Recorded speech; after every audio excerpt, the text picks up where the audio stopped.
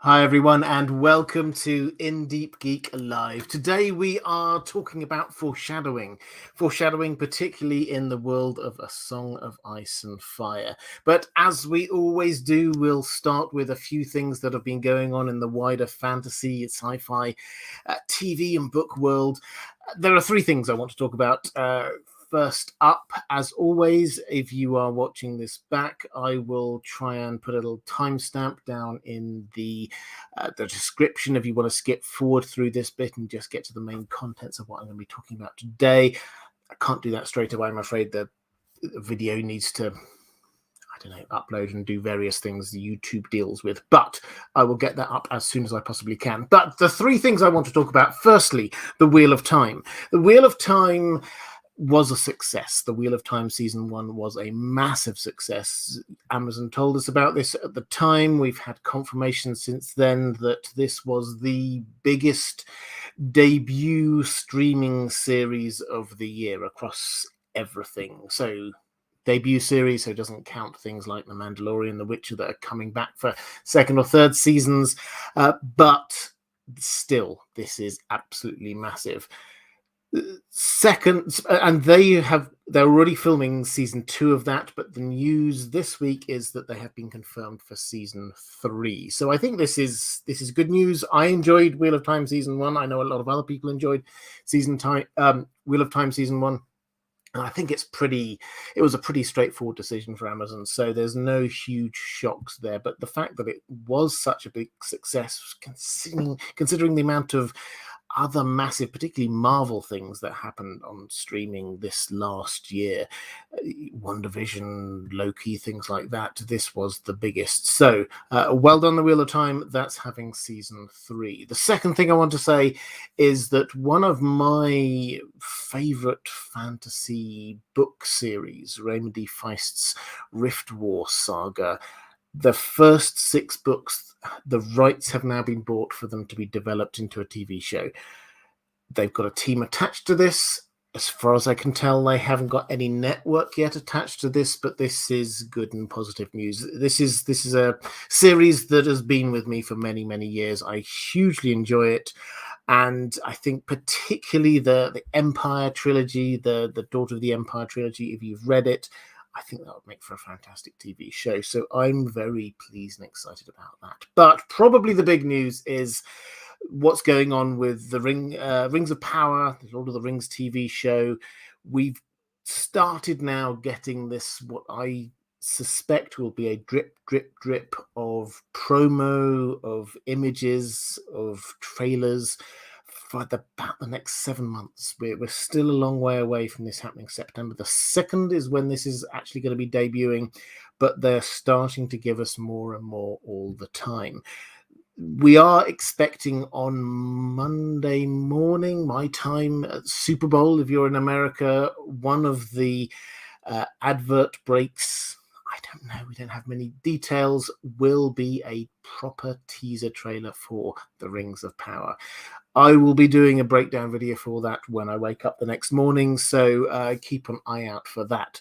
But in the meantime, we have got, and this seems to be a pattern they're settling into, is on Thursdays before my live stream, there's something released. And what we have this time is a Vanity Fair article. Now, there's a lot in what is said. There's interviews with the showrunners and others, and also some new images. So what I'll do is I'll quickly run down the images, explaining what they are so you can see them all, and also what I think are the main points coming out from the article itself. So let's see whether I can get the technology to work. Oh, here we go. So this is the Vanity Fair article. So first up, that is young Galadriel. So confirmation this is set in the Second Age.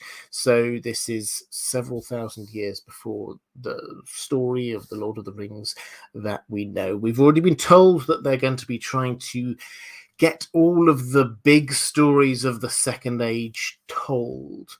I'll come back to that in just one moment. But this here is Morpeth Clark, who is playing Galadriel, and that is her there in all of her glory. Now, the little bit here says Commander of the Northern Armies, which is a new job title for Galadriel, it has to be said. But this, if you take a look at the armor, last Thursday we had a whole series of shots they were mainly of people's hands, but we saw what characters were wearing. We didn't see what their faces were. If you're interested, I've started trying to match up these pictures to those pictures we had last week, just to try and draw a few of the dots together. I've done that on Twitter, so if you want to go and check out, just go and look for Deep Geek on Twitter. But this one is quite interesting because this armor here, when we originally saw it, the sword, it was a different sword, or maybe it was a dagger, which had very clearly the design of it. The hilt was of the two trees of Valinor. At the time I speculated, I thought this has to be somebody closely associated with Valinor in some way. I speculated maybe this is Glorfindel. It's Galadriel. That makes absolute sense. Galadriel's hair, we're told by J.R.R. Tolkien, it's as if it captured some of the light of the trees of Valinor. It is blonde, but it captures the beauty and light that is in there. So this is what we are seeing here. Morpeth Clark, I think this looks amazing. I think this captures a lot of the martial side of, and you can probably tell from the way I'm describing this picture, I like a lot. This captures a lot of the martial side of Galadriel that we don't really see in The Lord of the Rings, but is definitely there when you start digging into the Silmarillion. The braid is important because the braid, we're told in the Silmarillion, when she was back in Valinor, this was how she wore her hair when she was doing athletics and things like that. So when she comes over to Middle Earth, if she's fighting, it makes absolute sense that she has her hair in a braid. So I think this looks amazing, and I think that this is absolutely on point as far as Tolkien is concerned as well. Now we have 3 pictures here. The first 2 are dwarves, the third is an elf. Let's take these in turn. The first, we get told this is Owain Arthur as Prince Durin IV, Prince of the bustling subterranean realm of Khazad-dûm. So, the first thing, and this comes out in the text of the article as well, Khazad-dûm, we are going to see Khazad-dûm at its height, which is very exciting, because when this was great, this is what we know as Moria. When this was great, when this was alive, this was the greatest city known in the entire world. It is huge, it is magnificent, it is wonderful, and we're going to see it in its glory. This character here, we're told, is Prince Durin IV. Now, this is coming into some timeline issues that, again, I will talk about in a little bit. But Durin IV, in Tolkien's Legendarium, he is the king during the last alliance of elves and men, which is right at the end of the Second Age, leading on into the beginning of the Third Age. So that's right at the end of the Second Age. This, however, has him down as Prince Durin IV, which seems to imply that when we meet this character first, then perhaps he's not ruling Khazad-dûm, but he is maybe next in line. So we can probably expect to see his father maybe on the throne. Durin III, who was not his father, but was a few generations back, Durin III was the king around the time when the Rings of Power were forged. So if we're talking contractions of time, which I think we are, what we're probably going to have is Durin III, the king, being around as the rings are forged, and then we'll see the transition on into Durin IV. This second character in the middle, this is the dwarven princess Disa, played by Sophia Namviti, or hang on, I'm going to have to, my eyes aren't good enough, and Namveti, standing at Khazad-dûm's entrance. So this is a new character, and this is a female dwarf, the first female dwarf, the first dwarf of color that we've had in on screen, it has to be said. I think she looks amazing. I think this looks fantastic. The door to Khazad-dûm here, this isn't I think quite clearly this isn't the western door, which is what we've seen many times before, Durin's door, as we know it, which is the door that the Fellowship are sort of hanging around outside for a while, trying to figure out what the password is. So this isn't that door, but this is very fitting because that was the back door. The front door was the door on the east side of the Misty Mountains. So presumably this is where she is standing. And this door, we're told, had lots of runes, magical runes, to keep out anyone who was not invited. So that's, as far as I can tell, where she's standing, and by her demeanor, what she's doing. This third character on the right, this is a Sylvan Elf Arondir, a character who's been created for the series. So this is a new character. Now, the Sylvan Elves, the Wood Elves, basically as we know them, they were around during the Second Age. We don't know huge amounts about this. We don't know huge amounts about this character, but this is one of those characters. In fact, all of these characters we definitely had pictures of last week when we had the pictures of the hands and things like that. The breastplate there looks like a wooden breastplate. That is definitely one of those ones that we had last week. And this does kind of fit in with the idea that what we've got going on here is an ensemble cast with a huge number of storylines. This is just about one storyline going through. This is lots of intersecting storylines. And already we're looking at elves in different places. We're looking at dwarves. We know that they're going to be in Numenor. This is stretching across the entirety of Middle-earth and beyond. So this is a huge story that they're telling. Let's go on down here. This you'll find that actually is Galadriel, and another character who we'll talk about a little bit more in the moment, Helbrand, who, well, as you can see, they're on some kind of a raft there. We don't have huge amounts of details about this, but this character here, this is Elrond. This is young Elrond. If you vaguely recognize the face of the actor, this is the same person who played young Ned Stark back in that flashback scene, Game of Thrones season 7, I think it was, when we had the flashback to the Tower of Joy. This was young Ned Stark, and here he is playing young Elrond. Quite a couple of characters to be playing, but I think he looks amazing. Again, this is a costume and a character which was one of those that we had the picture of last week.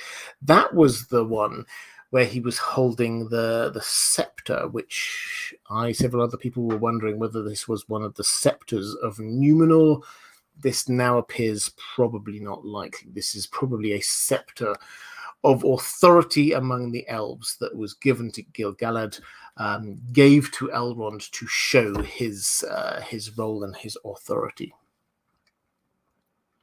Here we have again the same elf character, and another character that we'll be introduced to in just a moment, called Bronwyn, and this is called their Forbidden Love, and this is the village of, let me just zoom in, Tir Harad. So this is somewhere in the south, we're told. We know no more than that. This is clearly one of the plot lines. This is a new plot line that we've got going on here. This, however, is not a new plot line. This is Galadriel and Elrond. Now, for those who don't know their elf family trees, and you can be entirely forgiven for that, these two have a bond beyond the fact that they are just cool elves who survive until the end of the Third Age. Where this will end up is that Galadriel will become Elrond's mother-in-law. So Galadriel and Celeborn's daughter will marry Elrond. So they will be friends, comrades, and also they will become related. And this, we're told, is Lindon, which is somewhere that we didn't really see in The Lord of the Rings, but this was the big elf kingdom at the beginning of the Second Age. Don't know the extent to which they will tell us this on the TV show or show this on the TV show, but at the beginning of the Second Age, there was a huge shift. Lots of things happened to the elves at the end of the First Age. Huge amounts of them died, Huge amounts of their lands, their cities were destroyed, and basically most of the elves then just sort of gathered in Lindon under Gil-galad, the High King.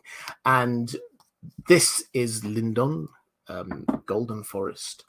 And eventually some of those elves moved on. Galadriel headed east, Celebrimbor headed east, a lot of the Sylvan elves headed east. They didn't want to hang around with the Noldors, who had done a lot of bad stuff in the First Age. So this, however, is the heart of the Elven Kingdom at the beginning, or the Elven civilization at the beginning of the Second Age.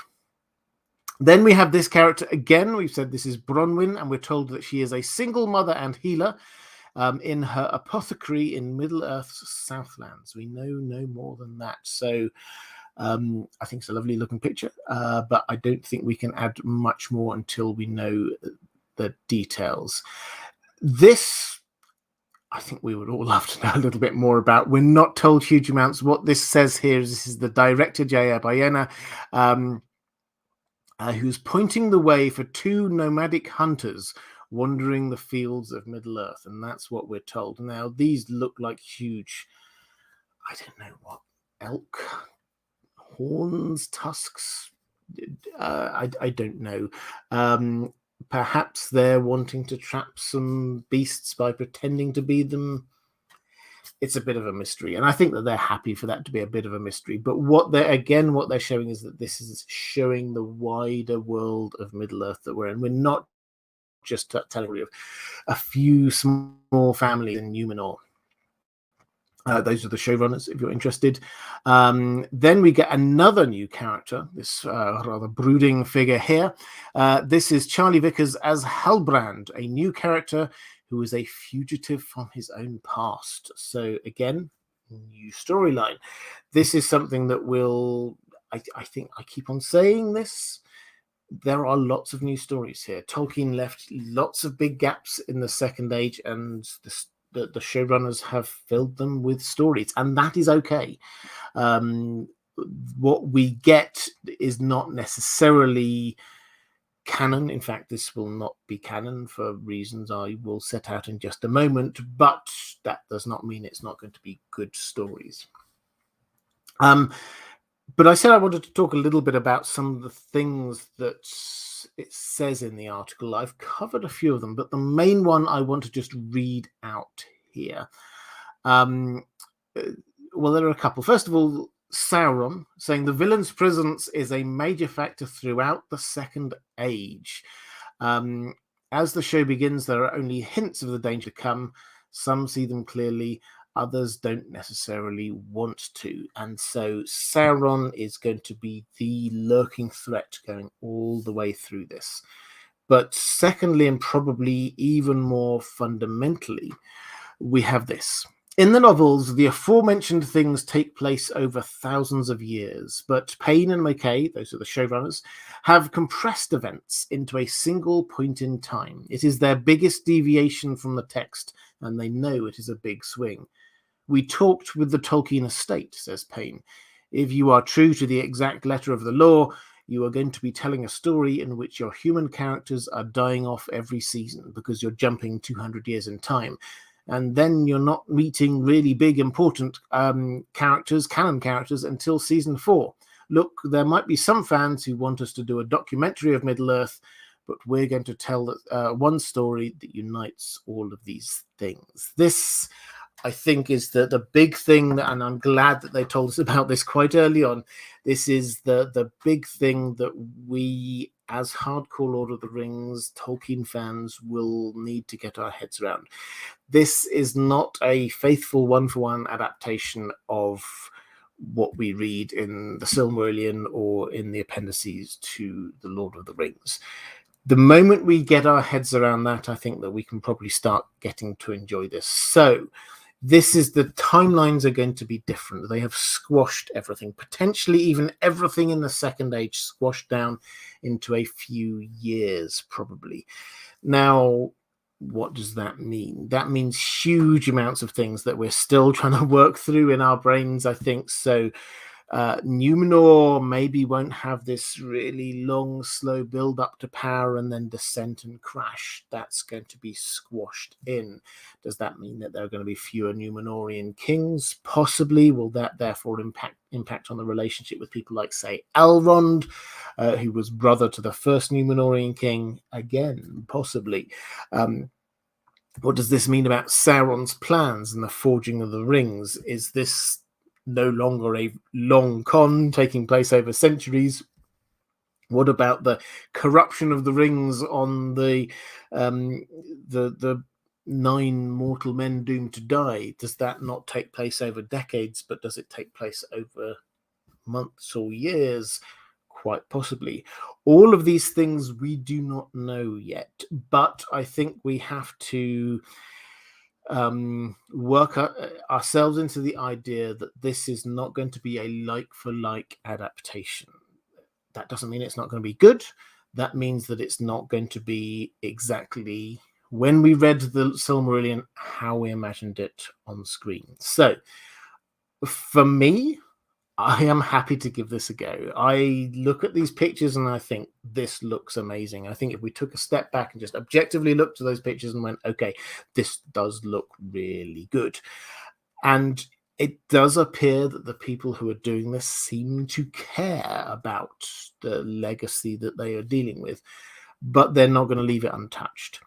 The Lord of the Rings movies, the films, the Peter Jackson and co stories, they also changed a huge amount. And if you just have to go through the first few chapters of the Lord of the Rings Book 1 just to see quite how different they are, there are huge changes there. But because they got the feel of it right, I think we all just went along and said, this is amazing. That's what I'm hoping for from this, is that if they get the feel of it right, then it's going to be amazing. But we have to accept 2 big things. Firstly, the timeline. Secondly, there are lots of new characters and storylines. So this isn't a like for like. It was never going to be a like for like, but hopefully it's still going to be amazing. Okay, so I think that's what I want to say about all of that. I'll have a quick check through the chat, see if I've got any comments going on in there. Mark Sheesa saying, what does it say about the show writers that they don't know that Galadriel probably hasn't aged for the last couple of thousand years? Ed Pistemic saying they changed things for the original trilogy, but in a careful and successful way. The changes to the Hobbit trilogy was a mess, and this looks like it will be too. Kugelbits saying dwarves are reduced to comic relief, and Peter Jackson and Frodo is a helpless damsel in distress. Adrian Birchall saying, will we see Tom? I assume you're talking about Tom Bombadil. I would love to, but I think the same issue is going to be the case here as it was in the movies, is that he is an anachronism. Tolkien wanted him to be an anachronism, so he doesn't fit with a natural flow. So I would love to, but I'm not 100% sure. Epistemic saying, I admire Robert's positivity, but I'm sorry to say I do not share it at all. I respect that. I'm waiting to see what it looks like. I will judge it on its own merits. Kurdan is crucial to the story, saying Canadian Fantasy Corner. I would agree. I hope we see him. Andrew Kay saying they should break into multiple series and cover facets of the Second Age rather than try to cover so much. I think that, I get that. Again, I'm willing to judge it on its merits when it arrives. If there are many series that do attempt to and successfully cover huge, sprawling, multifaceted stories, that doesn't mean that this will necessarily be a success. So I think we're in the stage of understanding what they're trying to do with this rather than judging it, is my personal take. Carl Karsnark saying, I hear Weta is on board to do various bits of post-production, which makes me feel good. They were the people who did a lot of the special effects for the movies. Mark Shisa saying, so many new characters. What about the canon ones? That's saying hoping that Kurdan is going to be there. Ross Lambert, did they absolutely need such a massive scope from day one? I would argue it's a result of too much budget rather than a creative necessity.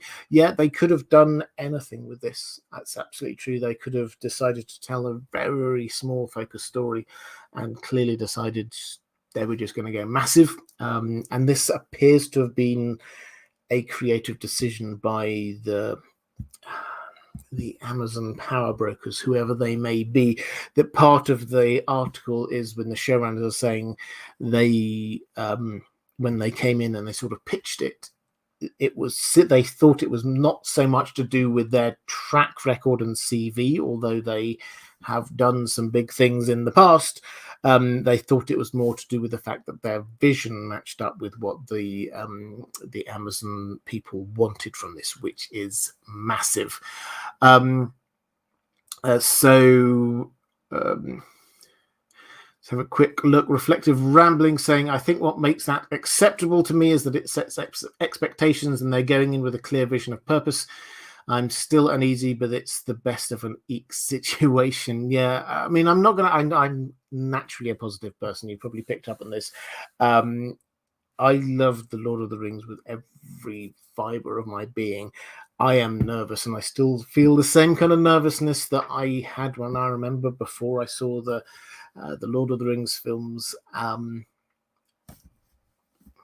Maybe I'll go wrong, but what I've seen so far tells me what they're aiming for, which is mainly the objective of what I'm trying to find out about this at this time. DZ Banker saying, did anyone know that Tom Budge isn't a part of the series anymore? I was surprised by that. He would be the perfect Anatar. Yes, so they lost a couple of actors along the way. The other was Will Poulter, I think, who was briefly attached. They also Tom Shippey, who is a very highly regarded Tolkien scholar, was attached to it early on and seems to have left under mysterious circumstances, which makes it sound slightly more mysterious than it was probably intended. There are some concerns about the production as a whole, but obviously this was done during a time of COVID. Obviously this was done in New Zealand, which however you may think about how New Zealand handled COVID, they had some of the tightest restrictions in the entire world, which meant in terms of film and TV production, this was an incredibly closed set. People, once they were there, they were locked in. They couldn't see anyone. This was a huge undertaking. So we would expect there to be a degree of turnover. So I don't think we can necessarily take anything from the fact that a couple of people went. And as we well know, even when making the Lord of the Rings movies, Aragorn got recast after shooting a few Amazon scenes to start with. Let's Vopal Vulpus saying, it looks like what Jeff Bezos said he would do, make a Game of Thrones production value a Peter Jackson show. Yeah, so slightly curious saying Amazon won't drop the ball on this. It's going to be their cash cow and flagship must-see series. Yeah, I think whatever else, how close they stick to Tolkien, we may have different views on, but I think everybody will probably end up agreeing it looks amazing because they have spent so much money on this and they're spending so much time in post-production. 13 months in post-production is ridiculous. So this is, Amazon are throwing everything at this, and I think that the types of promo materials they're already putting out, I think shows they've been planning this out week by week, how they're going to do this. This is their big thing that they're going to do. So there's There's a lot there. If there are people here who are waiting for Song of Ice and Fire content, I will be there in about 5 minutes. I just want to round off finishing on this, talk about Lord of the Rings, and then we will get on to that. Google Blitz, talking about Stuart Townsend filming Aragorn before Viggo Mortensen replaced him. Andrew Kay saying, don't think it's the same actor, but Durin looks very similar to the actor who played Balin in the Hobbit films. Yeah, a few people have said that. I don't think they're related. Will Poulter was the programmer in Bandersnatch. Very talented actor. But yeah, he pulled out. I think he had another opportunity. Mark Sheesa saying Game of Thrones season 7 and 8 looked reasonably good as well. Just saying, yeah, exactly. So I would, purely on the aesthetics, some of Game of Thrones season 8 in particular looked amazing. Whether you think that they were good as a whole is a different matter entirely. Okay, so I think with that, Green Dragon saying the elves don't look like elves, just like men with pointy ears. And Kelso Sunshine saying, any word on the Rohirrim animated series? No, nothing yet. I don't think we necessarily were expecting any news on that. But there is another rights issue. The rights to the Lord of the Rings is an incredibly complicated business, but there is another rights issue going on. There is a sale of the rights to films and I think theme parks and a few other things, which is apparently about to get started. So who knows where that one's going to end up. But rights to the Lord of the Rings is very complicated. Okay, I think with that, I don't think I had any super chats there to pick up on. If the moderators could let me know if there was any that I completely missed, I will happily pick up on them. But let's move on to what we're talking about today, which is foreshadowing in A Song of Ice and Fire. Mara Lee, there was one super chat just before we went live saying, a show of heartfelt love, support and appreciation for all the fabulous merch, content and stories on both your channels. Special Valentine's hugs to Dan, your gorgeous dog. Well, I'm sure Dan will hugely appreciate that. He has taken himself up to bed already, as he so often does, but thank you very much, Mara. You know, I hugely appreciate your support. Okay, so when we're talking about foreshadowing, I think what I'll do is I'll go straight into a few questions on this quite early on, because this is one of those things where George R. R. Martin uses this quite a lot. Foreshadowing is quite simply something that happens in a story which sets up, which hints at, which gives you a flavor of something which is going to happen later, so that when that thing later happens, it feels like oh yes, of course I should have seen that kind of moment. It's not just a character building thing, it's often something that happens, something somebody says, some context, some story they tell, or even some symbolism that hints at what is to come. Now, the crucial thing about foreshadowing, which is what sets it apart from just sort of like telling the reader what's about to happen, is that with foreshadowing, it's only after it happens that you can look back and say, that was foreshadowing. Because there are so many different things that happen in a Game of Thrones, for example, book one, so many different things, and some of them are foreshadowing and most of them aren't. Now, I think one of the traps we often fall into is seeing foreshadowing everywhere, because George R. R. Martin does use it, and he has set this up as a deliberate part of his whole ethos of how the story works.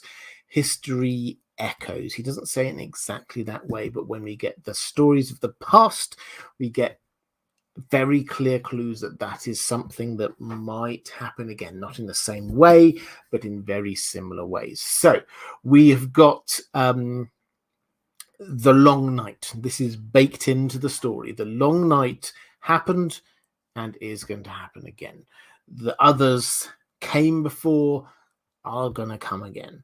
The stories that old Nan was telling, some of them are just made up stories, but some of them we go, that's hinting at what we're going to see in the future. This is all foreshadowing. The picture that I've got going on here, the picture I had, it was on the thumbnail for a song for the video. This is the classic bit of foreshadowing that George R. R. Martin uses, and it's the first scene he thought of. This is when he was writing this book that it started with this scene, the scene where they're coming back. They executed the Night's Watchman who had been on the run. He had been, let's not forget, this was somebody who had been escaping from the others. He'd seen what was there. Nobody believes him. And this is immediately, we know from the off, this is going to be happening. This is what is going to happen in the future. But nobody's believing him. So we've already got this thought in our brains as a story. This is about something that's going on that we can see as the readers. We can see this is about to happen. But the people in the story may not necessarily understand what's going to happen. That's what George R. R. Martin wants us to be thinking. There are some stories where you don't. You just explore it as you go along. This, George R. R. Martin wants us to have, the intelligent reader, to have a thought that they know what's coming. And the foreshadowing here is very, very strong, to the extent that even the characters note it. This is something that we should be very aware of in this first scene. They come across a direwolf. Direwolves, they don't come south of the wall anymore, so our attention is drawn to it. It has been killed by a stag. The stag is the sigil of House Baratheon, the king.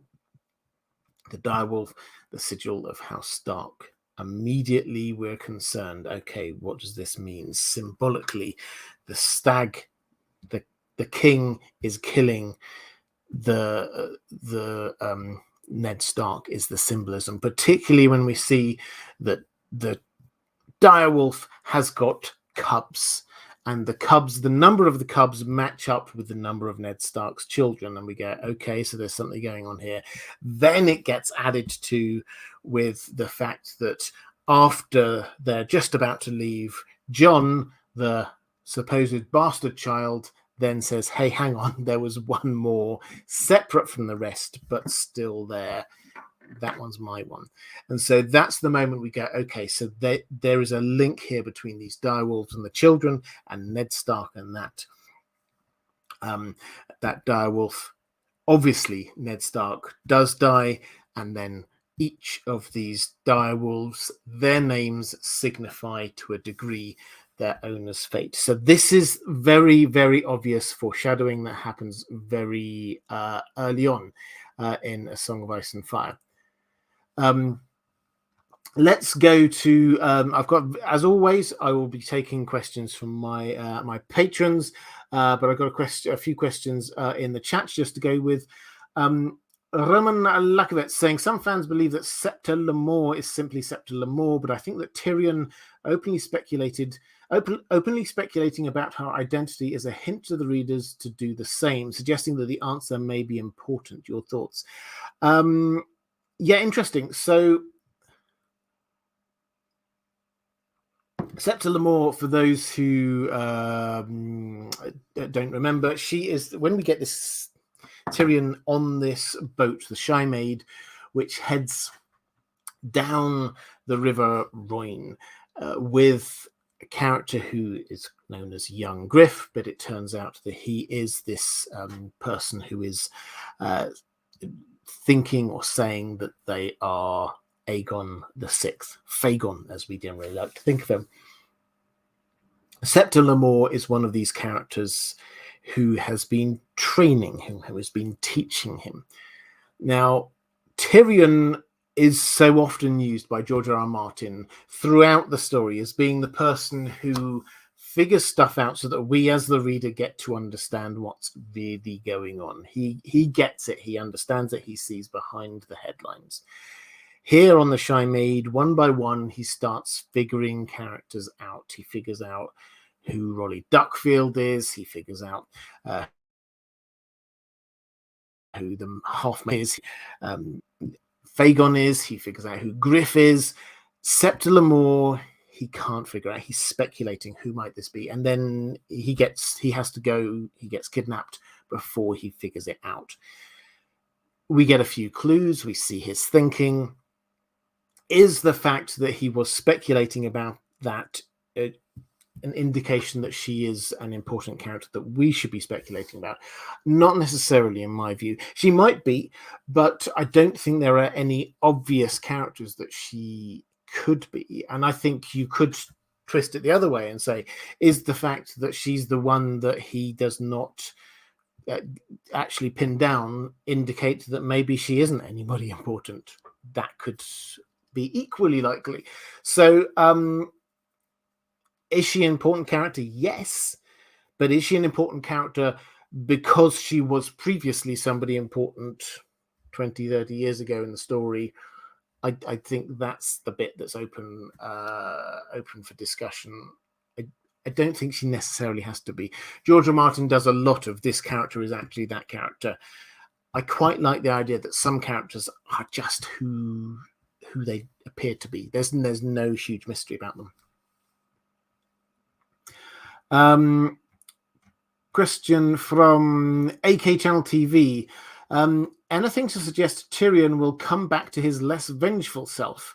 Here's to all the rest of it. Shout out to the great community and moderators. Yeah, if you are watching this live, the moderators are amazing.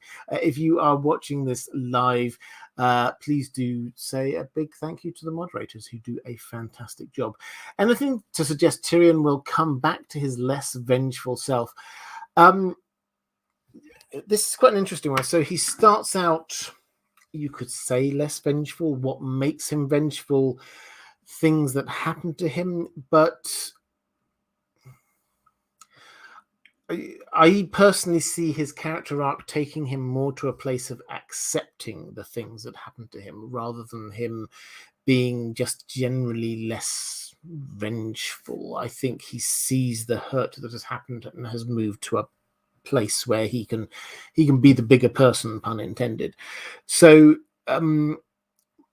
is there any foreshadowing of that? I'm not 100% sure that there is. I think this is just a matter of following his character arc. I think we see this is the character George R. Martin likes to show us the most of, so I think we get to see his thought processes in his heart more than anyone else. He is in a dark place for most of the last book or two of the series. After he kills his father, understandably, he's not right. He has to work his way through that. I hope that when he's faced with things that he can go, actually, that is a thing which is wrong happening to somebody else, that he can then start to gain some perspective about what happened to himself. I think that is the journey that I want him to go on, and I think he probably will go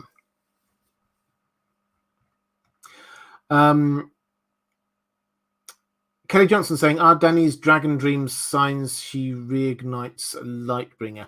Dany's dragon dreams happen all over the place. I think that there are a sign, firstly, in book one, which is what I've been reading through most myself recently.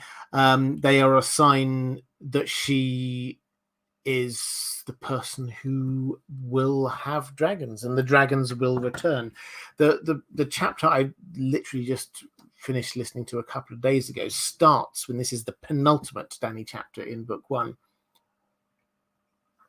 It starts with this very long dream that Dany has, and it's absolutely fascinating. I mean, I could do several videos on it, but it starts out with this: you don't want to wake the dragon, do you? This is what Viserys was. And then it just, that sentence kind of contracts and contracts and contracts to wake the dragon. And then she wakes the dragon. And then she is the dragon. And then we start to morph into this. This was a complete digression, but hopefully you'll find it interesting. Then the dream morphs into Ser Jorah saying, Rhaegar was the last dragon, but then we see that Dany's a dragon. And so then we see that Rhaegar is killed. And then she goes down and she is the dragon. She flies down and then she opens up the visor of Rhaegar's armor and she sees herself there, which is a little bit about the Luke Skywalker opening up, it's in Empire Strikes Back, opening up Darth Vader's helmet and seeing himself in there. But it does open the question, is this George R. R. Martin foreshadowing her being the last dragon actually and her dying? As I said at the beginning, foreshadowing is the kind of thing that you only know after it, when you look back on it and say, so that's what foreshadowing was. What we've got is this, that one long dragon dream she had at the beginning of her penultimate chapter in book one. There are so many elements there. There's her wanting home, the red door symbolizing home, the fact that Drogo is home, she says, and then he's gone, and that's all gone. But then she'll never wake the dragon, but wake the dragon. She is the dragon. There is so much that's sort of encapsulating her whole story, and it ends with her dead. So is that what the dragon dreams are signifying? Happy for any comments and thoughts on that one in the chat, to be honest, if you've recently read that chapter. Okay, so let's I'll just have a quick flick through the chat before going to a few other questions from my patrons. Jorah had a great line foreshadowing about half-truths and loyalty, which clearly worded enough to hint at his betrayal. Yeah, absolutely. Carl Karsnuk saying, I'm not Greek, but love Greek myths, as do many others, regardless of time and space, and it's the themes and motifs that speak to us the most. Absolutely. And Andrew Kay saying, Tyrion is a bit unhinged at the moment, and rightfully so. We'll be curious to see how long it will take to get him back on a better path. So just picking up on the Tyrion thing, Tyrion, yes, he's quite rightly. We saw this after he killed his father and had to flee for his life. He's basically trying to drink himself to death to start with. Then he gets caught up in something which clearly captures his imagination, and he's not got much hope for it, but it's quite interesting figuring stuff out. Then he gets captured again, and he's outside of his own comfort zone again, sees the chance to escape. He does that. The key moment will be when he has some degree of stability. He's not had any stability since he's had this time, since he killed his father, really. When he gets that, perhaps when he's in Marine, perhaps when with Dany, if she does give him, I'm not saying on the show she made him Hand of the Queen, I don't think that's going to go quite as easily. He may well end up as Hand of the Queen, but I don't think it's going to go quite as easily as it did on the show. Once he's got that kind of stability, that's the point at which he can then actually start doing some reflecting and growing as a person.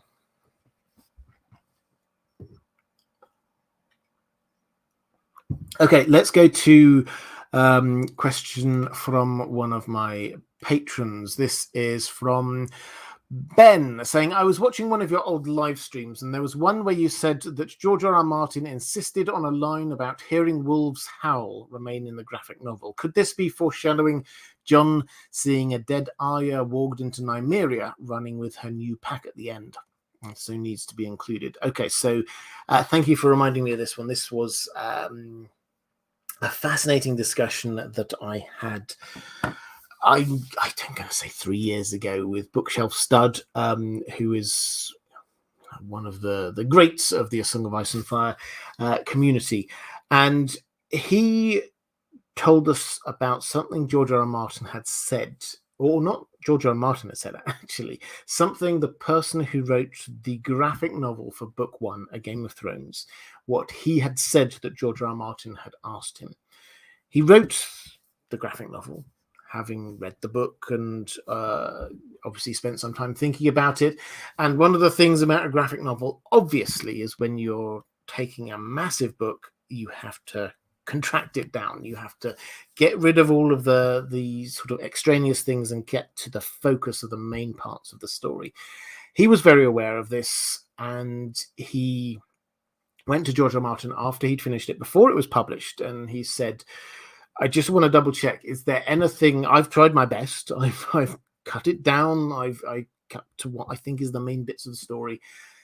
Have I missed anything? Is there anything here that you think I absolutely have to have, because maybe it's useful for the end bit of the story that we don't know, only you know, the last couple of books? Is there anything that I need here that's going to set up the last couple of books? And apparently George R. R. Martin said, I want you to include one bit, one scene that it's not, and the person did not say which scene this was, but he said it wasn't, when you would read it, you wouldn't think this is particularly important. You would think this is just like a little bit of extra character stuff. But he said this is going to be important for the very last scene of the book. So Bookshelf Stud went through the graphic novel, and he looked to try and find what this scene could be. What is it that there? And so it should be reasonably obvious, he thought. And he came to the conclusion that the scene was, there's a bit just early on when John, it might even be John's first chapter, King Robert has arrived, there's a feast, and John, as a bastard son, is down at one of the bottom tables, and Benjen is there as well, and Ghost, his direwolf, is under the table. And Benjen sort of sees Ghost, and they have a little conversation about it, and Benjen says, I do hear direwolves sometimes beyond, when I'm ranging beyond the wall. And that was in there, that was kept in the graphic novel. And it feels a little bit, well, that's not central to the plot of book one, is it? The fact what Benjen can hear beyond the wall isn't necessarily important. But it does hark forward to what we have as the last scene on the TV show, which is John going north of the wall with Ghost. Now, just imagine if the last scene of the book is the same, which it could well be. If the last scene of the book is the same and John heads north of the wall and he hears direwolves howling, and maybe Ghost, always silent, howls back. A symbol that this isn't just John leaving his home in the south. This is him actually going to a new home in the north. So I like that theory. I think that works really well for me. I struggle to think of a different, I mean, I've got the graphic novel, I've read through it. I struggle to think of another scene in there that works better. If that scene is referring to something else, Ben, you're saying, does it refer to John seeing a dead Arya walked into Nymeria running with her new pack at the end? That would also work. I think this is one of the things with Arya, with her ending. There are a few possible endings for Nymeria. Sorry, for Arya, one of which would be walking into Nymeria, because what are the themes of Nymeria's? What are the themes of Arya's story? They are death and not being Arya, having a different identity. And a wolf is all about death and killing. And if Arya then becomes not her, but Nymeria, that would kind of match up with where she's going. I don't think now, I did used to think that this was how her story would end. I don't think now that's going to be, but that would work. So, Ben, I like the idea. I think it's probably more likely to be foreshadowing of something else, but it could be that.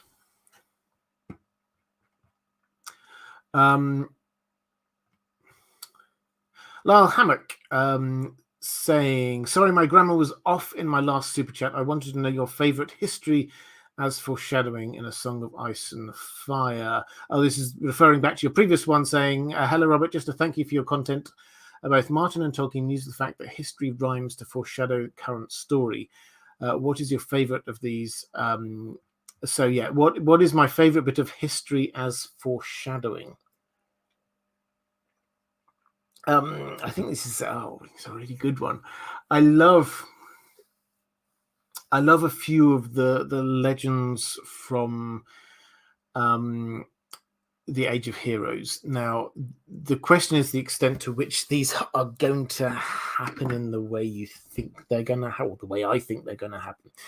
One of them is the tale of Belle the Bard, who goes down into the crypts of Winterfell.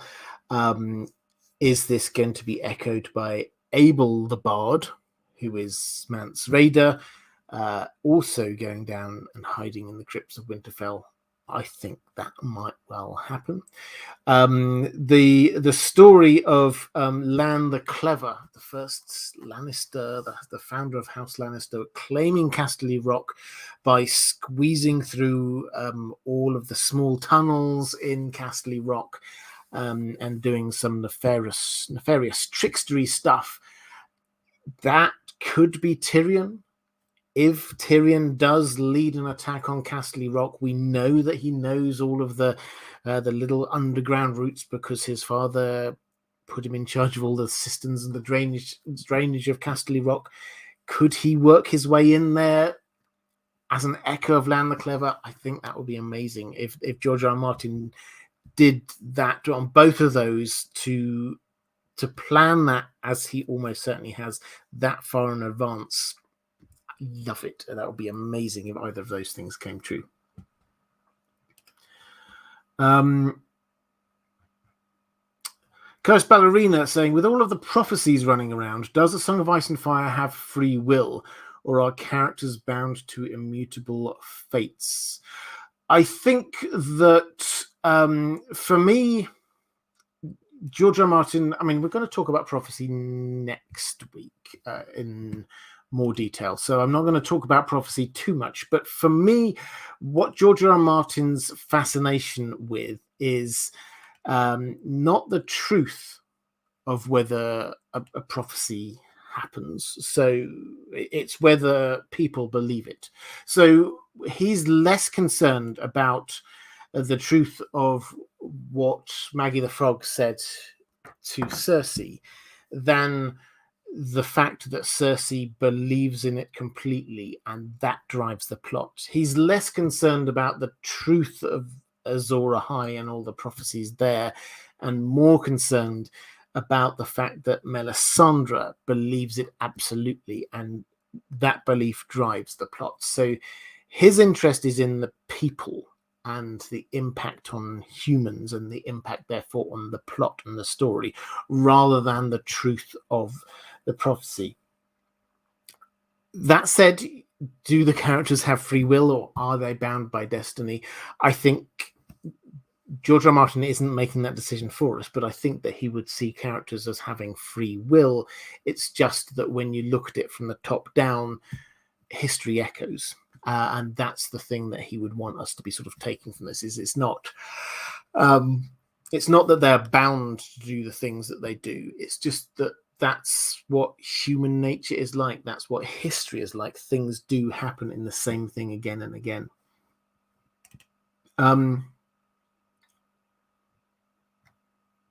Okay, so question from David Thomas. You mentioned a couple of times that no one ever leaves the Isle of Faces. If there's a weirwood, would there be tunnels, as in Winterfell, to allow movement back and forth? Way off topic, sorry. Well, not a problem. I'm happy to quickly pick up on this one. So it's not that no one ever leaves the Isle of Faces so much as no one is allowed to go there in the first place. We are told of two people in recent history. Two people who've been to the Isle of Faces. One of them landed down on a dragon, Adam Velaryon. He landed. We don't know what happened there. Apparently he spoke to the green men, got in his dragon, flew off, and he died in the next battle he came to. So we do not know. We don't have a full report of what happened there. The second one is Howland Reed, who went there, apparently invited, spent some time there, and then left. So the issue is that people generally can't get there. They either are invited or they land and fly down on Dragon. Most people on boats cannot get there. Either the currents mysteriously take them away, the wind blows them, the birds come and attack them in flocks. Something stops them getting there, to the point where now people do not bother. So that's what's going on there. In terms of weirwood trees, we have to assume, we know there are weirwood trees there. We know there are a lot of weirwood trees there. And I think we have to assume that the weirwood network is all joined up. I won't go into all of that this time. I've been over that several times before. But if we say it's all joined up, then yes, there are roots that go underneath the ground. So technically it is connected much more widely. And so technically, yes, perhaps people could escape, get in and out on tunnels, and people would not know. So yes, it's theoretically possible. We do not know if that has ever happened.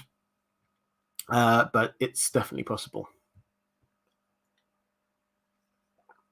Mike Ice saying, I just want to say thank you for being one of the best content creators on YouTube. Thank you very much. I really appreciate that. That's very kind of you. Let's go to... Weirwood saying, did Tywin give Tyrion the sewer job so that he could build his own tunnels to the brothels to hide like he did in the Red Keep, or did Tyrion just didn't take the hint? So this is building on the idea that Tywin does secretly frequent brothels and does have a secret route out, as we know that he did, out from the Red Keep, and this is why Shay, for example, was in his bed at the end. Did he want Tyrion to build his own tunnels? I don't think that was what was going on. I like the idea, but I think that in his own castle, Tywin would have been able to, if he wished to get in or out, he would have been able to do it without getting Tyrion to go and do something without giving him huge instructions. Okay, let's go to a question from Gift of Mercy. Hi, Robert. Hope all is well. Thank you. It is. Not sure about the situation in the UK, but restrictions are, as of yesterday, gone here in Sweden. So it's really a time of joy, meaning an all-day Six Nations session at the pub on Saturday. Well, it sounds delightful, I have to say. That's a rugby reference for anyone who does not know. This maybe would have fit better in the tinfoil session from last week, but what the hell. Dany names Drogo my sun and stars. In the ending of Game of Thrones, it's clearly implied that some part of Drogo's spirit lingers in Drogon, even as he roams the night sky as the Red Comet. In the Azor Ahai prophecy, Lightbringer is tempered by being plunged through the heart of Azor Ahai's spouse Nissa Nissa. If we accept that Dany is Azor Ahai, could the Azor Ahai prophecy be foreshadowing Dany killing Drogon to create Lightbringer? Okay, so I have to admit, yeah, you say perhaps there should be tinfoil. My take is that whereas Dany is one of the few people who do have Azor Ahai vibes, I don't think George R. Martin's going to end up saying categorically this character is Azor Ahai. No one else was. I think we will still, after the story's finished, we will still be debating who Azor Ahai is. So, in terms of the imagery at the end of book one, I did have a quick check. I don't think it's as obvious as the way that you've put it there, that Drogo's spirit lingers in Drogon. The imagery is almost, in my view, that Dany is replacing Drogo as Carl. That's the imagery we seem to be getting, because immediately people fall to their knees and basically say, "Blood of my blood, I am your blood rider." They are saying, I will be your blood rider. You are my Carl. That's the imagery that we're having. His Drogo has gone. Dany is taking his place. that's the kind of image we've got going on there. In terms of whether or not she will kill Drogon, I can't personally at the moment see a reason why she would do that. That's so I can't quite conceptualize that at the moment. Obviously, the TV show came up with the reason why Jon would kill Dany, which I made a video many years ago before season 8. I think has got some evidence for it in the books. So until I see something else from George R. R. Martin, that's, I think, the most likely ending of that, which does have obvious Azor Ahai Nissa implications. Stopped Clock 14 saying, what about the man who passes the sentence should swing the sword? Do you think that could have a proper payoff in the story? And if so, how? Well, I mean, I was literally just now talking about the idea of what happened on the TV show. We shouldn't take what happened on the TV show as necessarily what happens in the books, but in some aspects, I'm sure there will be echoes or slightly different versions of it.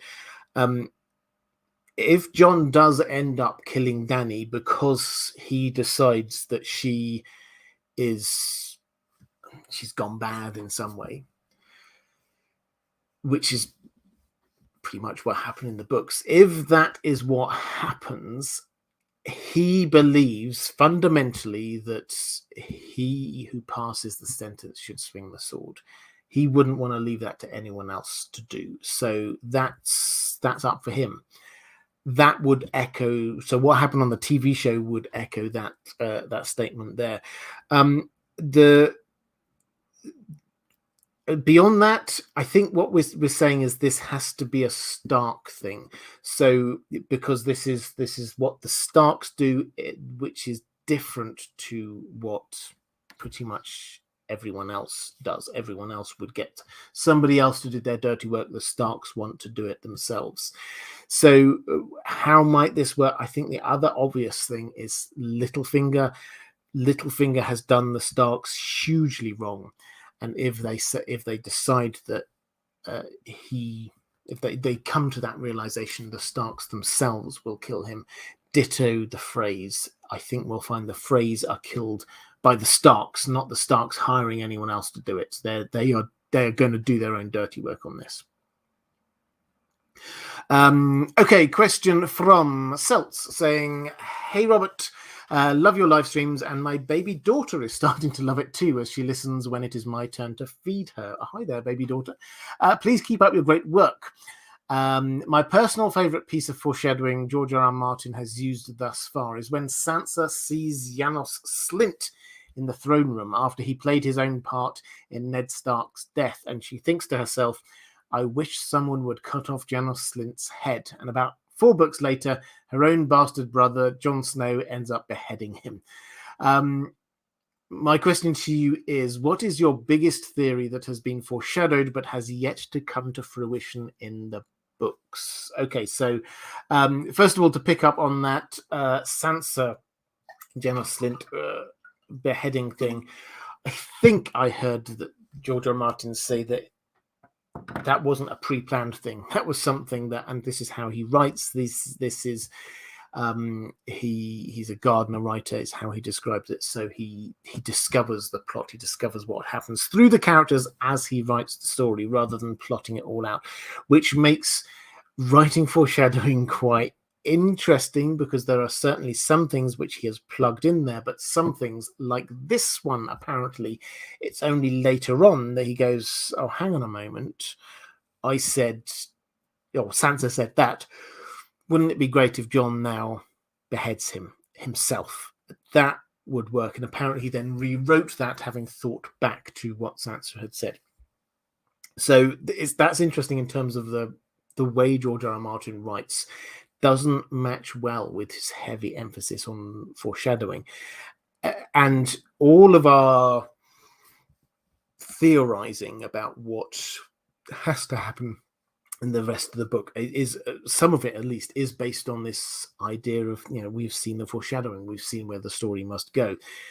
That's not how George R. R. Martin's brain works. He does know roughly where it's going to end, but he does not wish to tie himself down to that. So it may well be that there are some things we think are heavy bits of foreshadowing that actually aren't. In terms of some of my favourite bits of foreshadowing, as I say, it's quite hard. That haven't happened. It's quite hard to say this, but there is one bit that I do quite like at the very end of Dany's last chapter in A Dance with Dragons, and she stood there seeing the Dothraki again for the first time for an age, and they're coming towards her, and she's next to Drogon.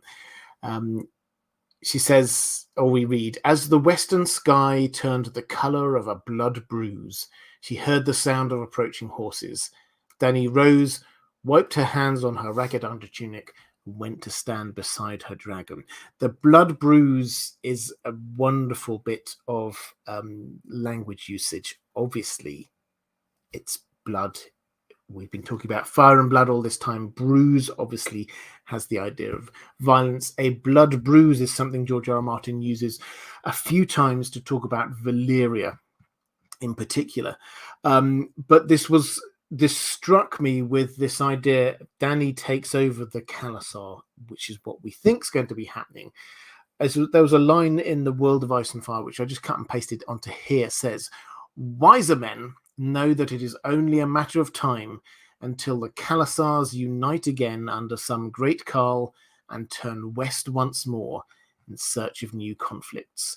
That, for me, just sounds so like what's going on here. Turning west once more as the western sky turned the colour of a blood bruise, new conquests. So that it just ties together for me, this idea of the Khalasar heading west under a new Khal,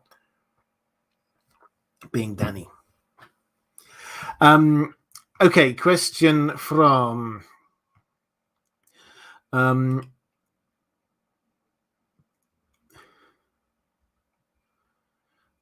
just have a quick look. Adrian Birchall saying, I thought George R. R. Martin remembered that Starks carry out the sentence themselves, so Janos' original hanging was changed. Yeah, exactly. And while he was doing that, he was thinking his way back to Sansa's thoughts much earlier. Thomas Kirschmecker saying, has George ever foreshadowed his procrastination behavior in the books? If that would be foreshadowed, I can't even be mad. Maybe a reference in The Winds of Winter. No, I don't think he has. I don't think he has at all. Okay, let's go to another question from one of my patrons. This is Bear Island saying, hello, Robert, hoping you and Dan are well. While watching your Arya video, I remembered that, like the tomcat in the Red Keep, Myrcella has lost an ear. Assuming Myrcella's fate is different in the books than it was on the show, could that have any relevance to Arya's story? So this is picking up on the video released quite recently, which is about Arya and skin changing. Now, Arya is a very, very talented skin changer. She's not close to Nymeria physically anymore, but she has wolf dreams on seemingly almost a nightly basis. And while she's in Braavos, she also skin changes without even really thinking about it at least twice into cats. She can see through cats' vision into what's happening. When she was blind, she could then see through a cat's eyes. So she seems to have this ability. And in that video, do go and check it out if you haven't, if you're interested in it. Towards the end of that video, one of the things that I noticed was how George R. R. Martin makes this link in our minds between Tomcat's one ear and Arya. The one-eared tomcat in King's Landing is almost certainly Balerion, the very old Targaryen Princess Rhaenys's pet kitten that is now old and hates the Lannisters. That's the one that Arya captured in book one. Very symbolic. She's captured that already. She has that link with it already. And then again and again and again, she makes friends with cats with one ear that remind her again of that cat. So the link is made again and again. And the language usage is there. The first time she sees through the eyes of a cat, what does she see? She sees someone with one ear. That George R. R. Martin is deliberately making us make this link between one ear, the tomcat, and Arya, which makes you wonder whether this means that when Arya gets back to King's Landing, as she surely will, this is one of the things on her list, on her prayer, the people that she wants to kill, 2 or 3 of them are currently in King's Landing. She is going to be heading back down that way, surely. If she does, she will have a cat who will recognize her, who will want what she wants. I think there's every chance she could skin change into it. So I think that's very possible. Marcella has lost an ear. This is something that Darkstar did. Does this mean anything for Arya's story? Is a fantastic question. I had not made the link across with her when I made that video. I think the short answer is no, other than the fact that I think that she will be assassinated. I think that she's going to be killed. Clearly on the show she was killed by the Martells. I think she will be killed by the Martells in the books, but in a very different way. She's going back, as it stands, she's going back to King's Landing, but she's going back to King's Landing with 2 of the Sand Snakes there, who are clearly on a mission of no good, clearly on a revenge mission for what happened to their father. So I think that she will die. I think that Tommen will die. And I think Cersei will escape. Roman Lakovets. Around 2015, George R. R. Martin said that he would do a twist in the Winds that he never considered before, which involves some characters that are dead on the show but alive in the books. What could it be? Yeah, he mentioned this a couple of times. He's specifically talking about a character that was dead on the show but alive in the books. Now, there are 2 obvious ones, which were Stannis and Sir Barristan. What it could be, and so when I say he did this twice, the first time he did it, he said he was thinking about doing something, and then the second time he said, "Yeah, I've decided I'm going to do this." What it could be, he was very vague about it, so we can speculate, but we can't say anything for certain. My current favourite theory is that this is something to do with Sir Barristan, who his story is broadly coming to an end when Daenerys comes back. So his importance to the plot was there. When Daenerys was gone, he was the person holding the reins in Meereen. When Daenerys comes back, when Tyrion arrives to be her right-hand man, when we've got Ser Jorah back there, when we've got people like Marwyn the Mage to support her, the need for Sir Barristan from a plot perspective is extremely limited. So it kind of makes sense on the show that maybe he dies in Meereen, but that always felt a little bit, okay, so a bit meaningless. Doesn't mean George R. R. Martin's not going to do it. He wants us to be ready for anyone to die at any time. But what if this person who feels that he's betrayed all of his promises in life, has a huge amounts of personal honor? What if he discovers from Tyrion that there is this Aegon VI, who it turns out is actually, or this guy claiming to be Aegon VI, this child that he could not protect, who is now turning into an incredibly good young man who would probably be a very good king? What if he starts to see things in Daenerys that he doesn't like? Might he turn coat? Might he go over to Fagon? It's entirely possible. We certainly had in the story of Fire and Blood, which there I'm sure are lots of bits of foreshadowing. Perhaps we'll talk about a few of them a bit later, but we have Kingsguard changing sides there a lot. What's going to happen with that in this story? Are we going to have any Kingsguard changing sides? If anyone's going to do it, it's going to be Sir Barristan. So that's my favorite theory, is that at some point he decides to change sides. Kelly Johnson saying the black dragon consumes her in a blaze of ecstasy. I assume they were talking about her being Daenerys and the black dragon being Drogon. I don't know whether that's he would consume her. Yeah, I'm not sure about that one. I'm not sure if I've seen any foreshadowing for that one. Reflective rambling. Picking up something for Andrew K. Thank you, Reflective Rambling and Andrew K. Hello, sir. In your recent reread, did you see as much subtle foreshadowing with Littlefinger that I did in the scene where he meets Sansa for the first time? I don't know about subtle foreshadowing, but what struck me with that is, so he meets her. This is, I think it was at the tourney, and he sort of comes up. What I noticed was how weirdly awkward Littlefinger was. How he was taken aback when he saw Sansa. He obviously saw her and thought of her mother, but he's there. He doesn't introduce himself. He babbles on about her beauty. He just like reaches out really creepily to kind of reaches out, kind of strokes her cheek, and then sort of jerks his hand back. And then without saying goodbye, he just turns around and walks away. It's really weird. He acts odd. And yes, we might say Littlefinger always acts oddly, but throughout the story, generally speaking, he's very collected. He knows what he's doing. He gives the impression of always being the clever person who's got a glib answer for everything. This read to me as somebody who is completely taken off their guard, doesn't know how to react.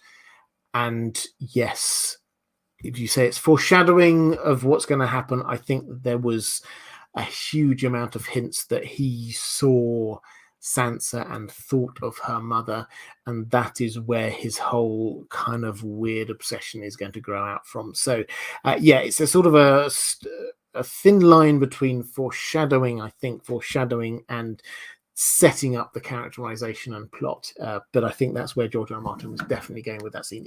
I think it's really well written. And it makes Littlefinger, because this is written from Sansa's perspective. She'd never met him before. She didn't really know who he was. So it's just one of many people that she meets. But he does come across as very weird and out of his comfort zone.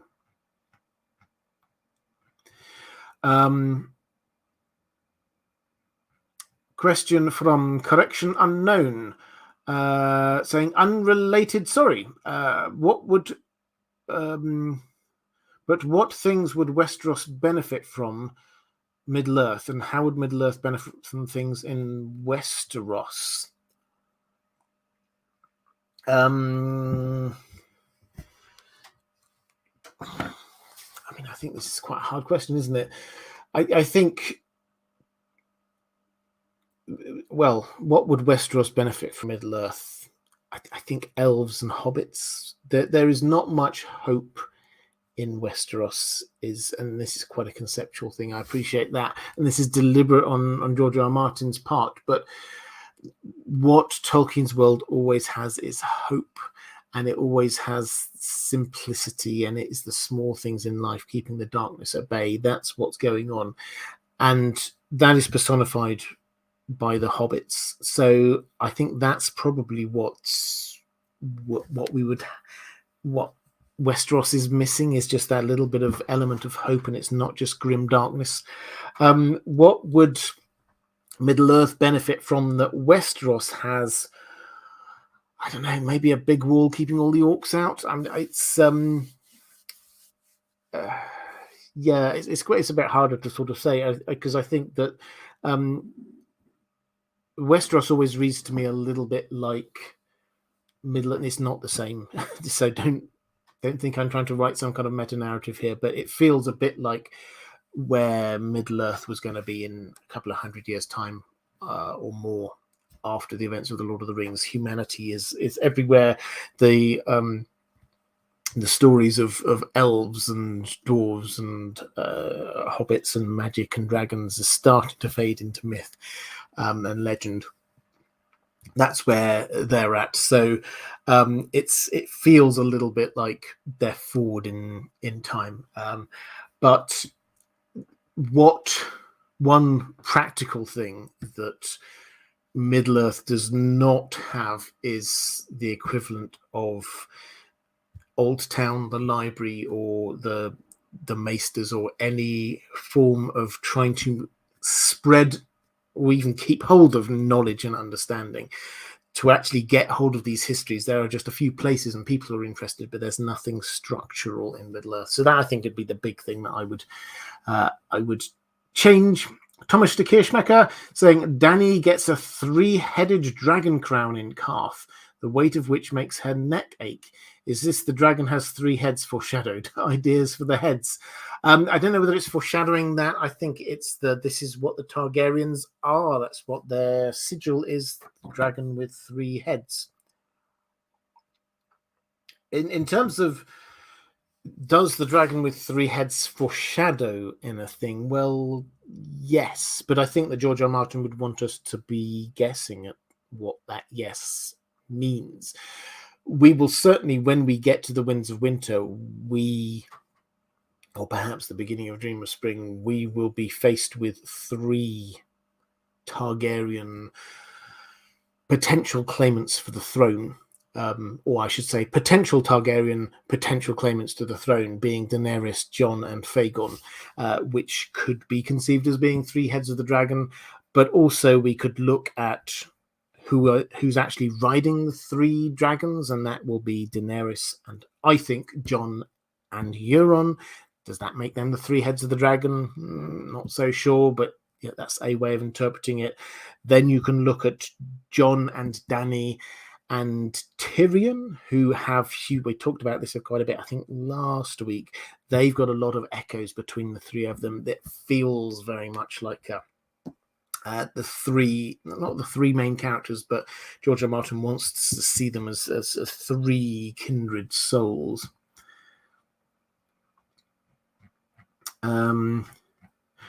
Question from Russ Gould. Hi, Robert. Hope you're well. I was wondering what you think the distinction is between foreshadowing and thematic or symbolic links. George R. R. Martin likes to rhyme.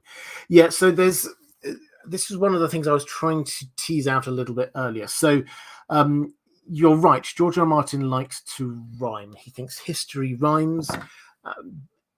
So I think that the difference is when he shows something that happened in the past which is going to happen again, and we can see that. And the classic example is The Long Night. That is history rhyming. Is that foreshadowing? Well, on a very vague level, yes, I think it is.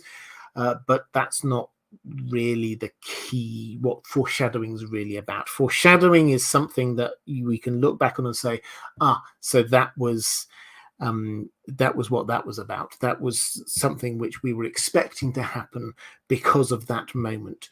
So the history rhyming is at a much higher level, in my view.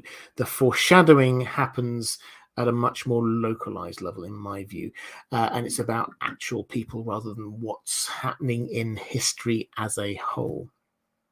The prophecies and things like, and sort of, when I say things, what I mean is the histories and legends associated with them, like Azor Ahai. Is that foreshadowing? No, it's not. This is an attempt to show that history rhymes, or the tales of history that we have kept will have a relevance to what happens in the future. So they are operating, I think, on slightly different levels. It is sometimes the 2 happen at the same time, but I think it's a matter of where are they existing within the story construction. Is it at a fundamental level, or is it at a level, at a plot level?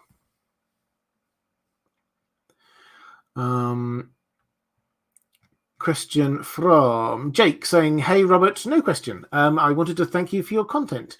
You can't know all your subscribers, but I hope you know your work is appreciated. Your streams have helped me through rough times. and now I love reading. Well, thank you so much. That means a huge amount to me. I love it when people tell me, first of all, that I've helped rekindle a love of reading. That's something that is I get very passionate about, and I love it when I can help encourage people to get back to reading. But secondly, if I have played some small role through these live streams or through my videos in helping people through tough times, that I don't know, it always hits home to me, because I just sat here talking to my computer, and so obviously I can't know everyone and what's going on in everyone's lives, and there will be people going through tough times, and if this helps ease some things, if this helps get through, offer some perspective, offer some respite, whatever, then I consider this hugely well spent time by me. So thank you, and I'm really glad you've come through the rough times, and I hope that they do not return.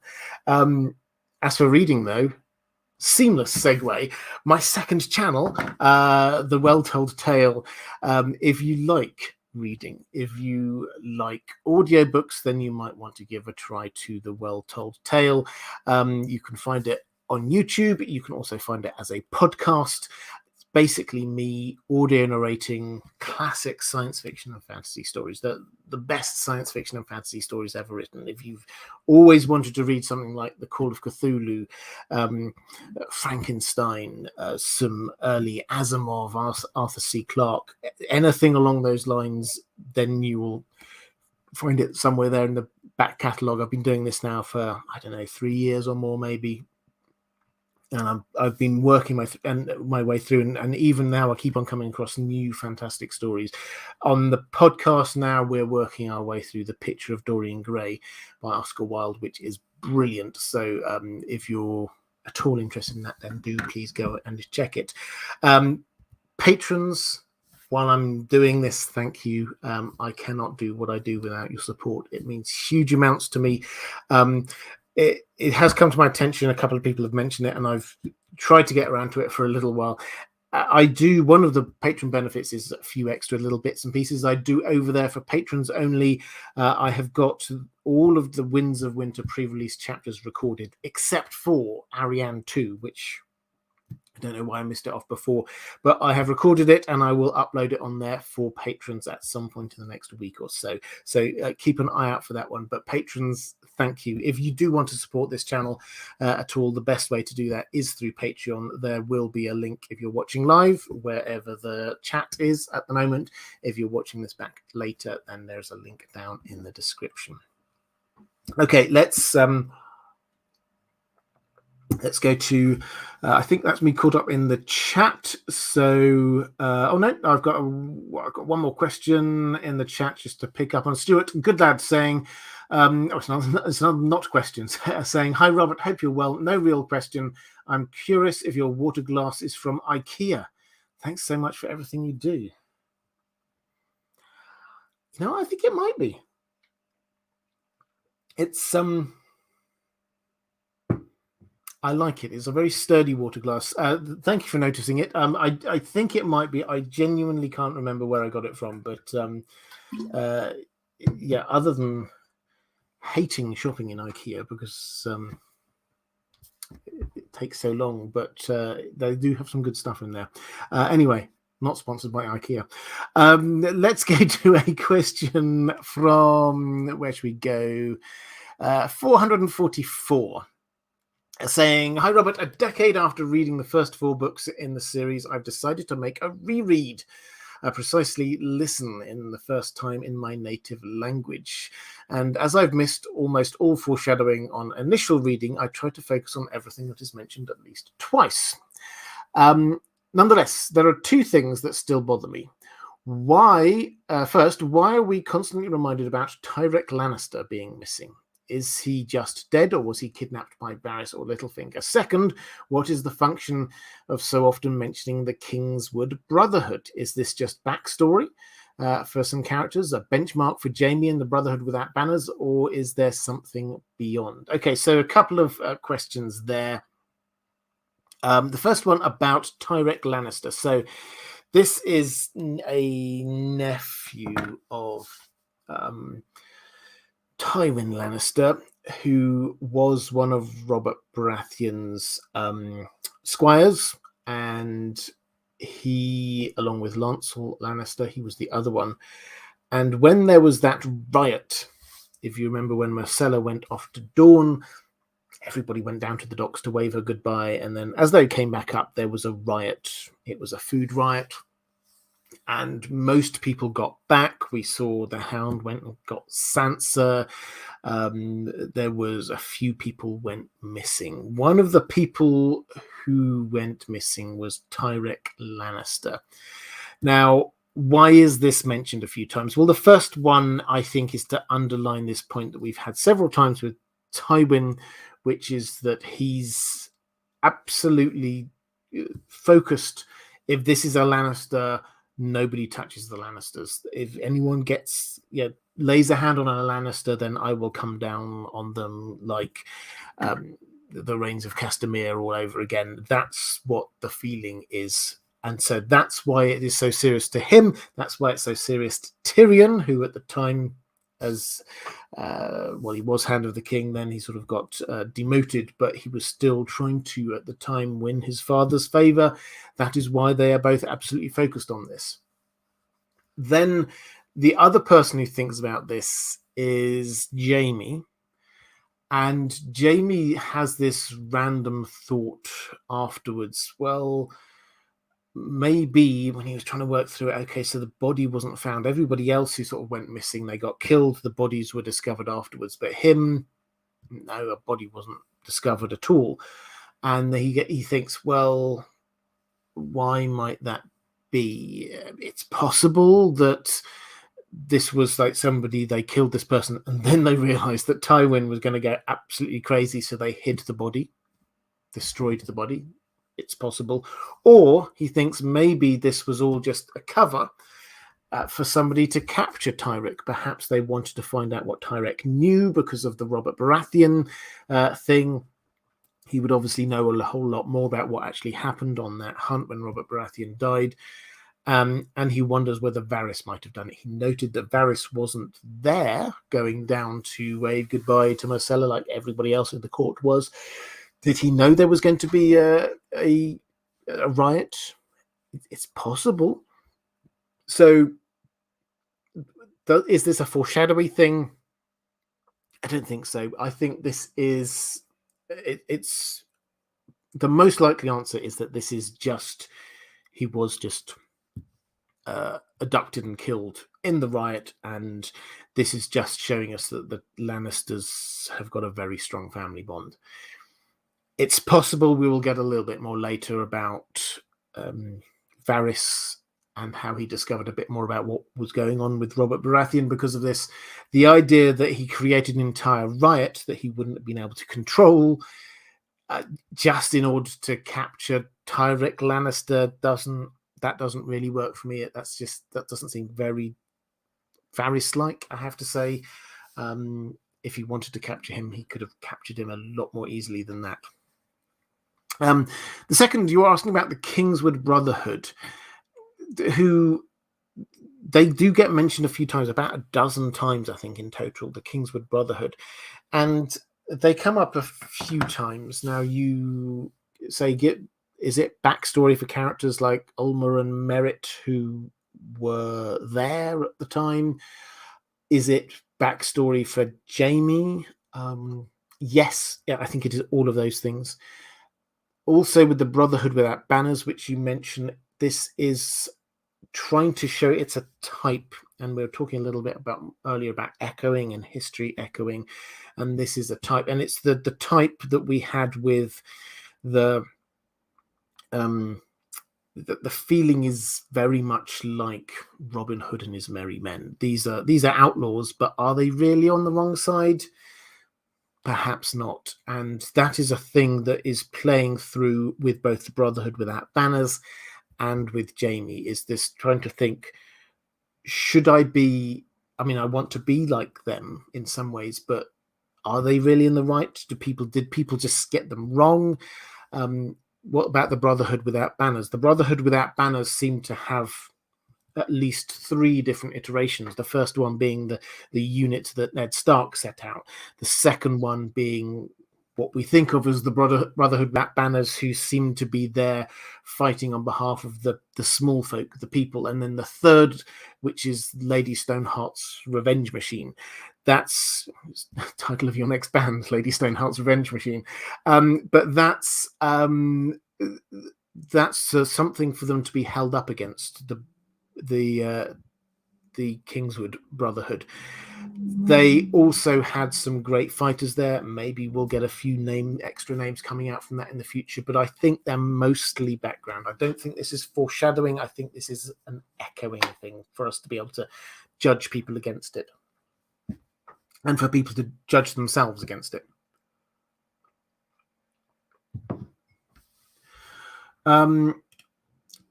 Simon,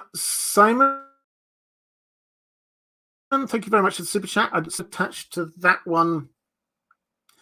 But if there is, then pop it in the chat, and hopefully one of the moderators will pick up on it. Edward says, kind of a waste of a riot if you don't take down a few dragons in the bargain. Good reference across there.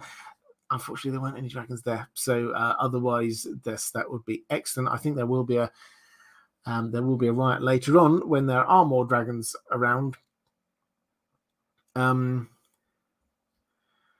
Reflective Rambling saying Lady Stoneheart's Revenge Machine tapping into Learned Hand's Pod's newest Twitter question. No, I've no idea what their newest Twitter question is, but always happy to tap into whatever Learned Hand's What do I call them? Learned Hand's Pods up to. Andrew K saying, speaking of Lady Stoneheart's revenge, ironic foreshadowing that Jamie mentions dead people cannot seek vengeance. Think again, yeah. So absolutely. So George R. R. Martin does this quite a few. I'm sure we can think of a few more examples when somebody says this definitely won't happen or this can't happen, and it does. He does like that kind of dramatic, contradictory irony. Let's go to a question from Lady Pushkins. Hi, Robert. Looking forward to hearing everyone's idea on this subject. I find it fascinating and clever, along with the red herrings. Why does Sodontos say to Sansa she is heir to Winterfell when Robb is still alive? Why is the ghost of High Heart so afraid of Arya? Do you think the mention of the Ice Dragon constellation is foreshadowing one of Dany's dragons becoming an Ice Dragon? Do you think the first edition book cover hints at a Night's Queen? Why is Cersei's neck being mentioned so often? Well, there's a lot there, so I'm going to quickly flick through them. I did see Reflective Rambling, you're just confirming that Learned Hands were asking for a Song of Ice and Fire inspired band names. No, I haven't spotted that at all, but feel free to offer that one up in my name and pass on my very best wishes to them. So these things I said I would quickly rattle through. Why does Sodontos say to Sansa she is heir to Winterfell when Robb is still alive? I haven't double checked the exact wording there, but at that time she probably is the heir to Winterfell. Once Ned has gone, Robb is Lord of Winterfell. Who is the heir after him? We have a huge amount of debate because this is why he has to write his will, because as far as everyone's concerned, Bran and Rickon are both dead. Who is next in line? Well, probably Sansa as the oldest other child that's definitely a Stark. So a rather prosaic answer to that one, I'm afraid. Why is the ghost of High Heart so afraid of Arya? I haven't got the exact quote in front of me, but what she says, she looks at her and then sees death. And she says, I've had enough of that. I drowned, I gorged myself on sorrow at Summerhall. She has seen death, she has seen suffering, and what she sees when she sees Arya, the ghost of High Heart can see the future. She does know these things. When she looks at Arya, she sees death and sorrow, and she does not want any of that. The ghost of High Heart is trying to escape it all. She's trying to get away from all of that, and Arya is just bringing it close again. So that's why she's so afraid of her. The Ice Dragon constellation is interesting. It gets mentioned quite a few times, and I have heard lots of people coming up with ideas about what this might be foreshadowing, because it is the Ice Dragon, and George R. R. Martin has written a story called The Ice Dragon. And of course, on the TV show, one of Danny's dragons effectively became an ice dragon, and I remember at the time we had huge amounts of detailed conversations about whether this was an ice white or an ice other, or what did this make this dragon.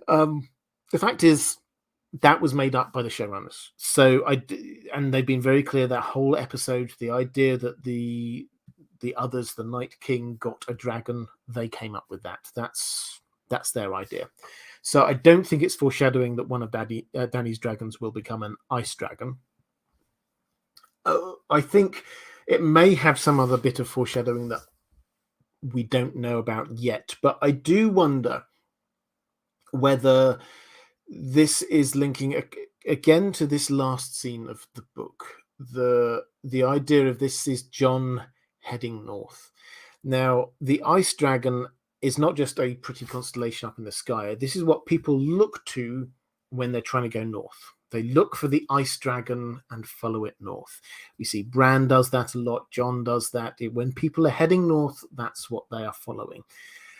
And the last scene of A Song of Ice and Fire will be laden with meaning. Almost every word will drip with it, I'm sure. And if John is heading north of the Wall, he will almost certainly look for the ice dragon and then follow that. And what we've got is this Song of Ice and Fire. And thematically, what is happening? John is the balance. That we had ice and we had fire, and John is the balance, being both ice and fire. But he is heading north.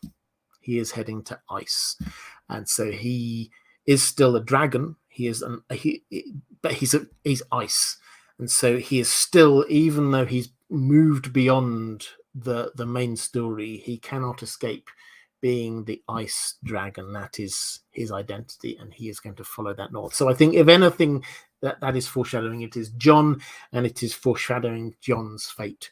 The ice dragon is John. The ice dragon points north. John's fate is to head north.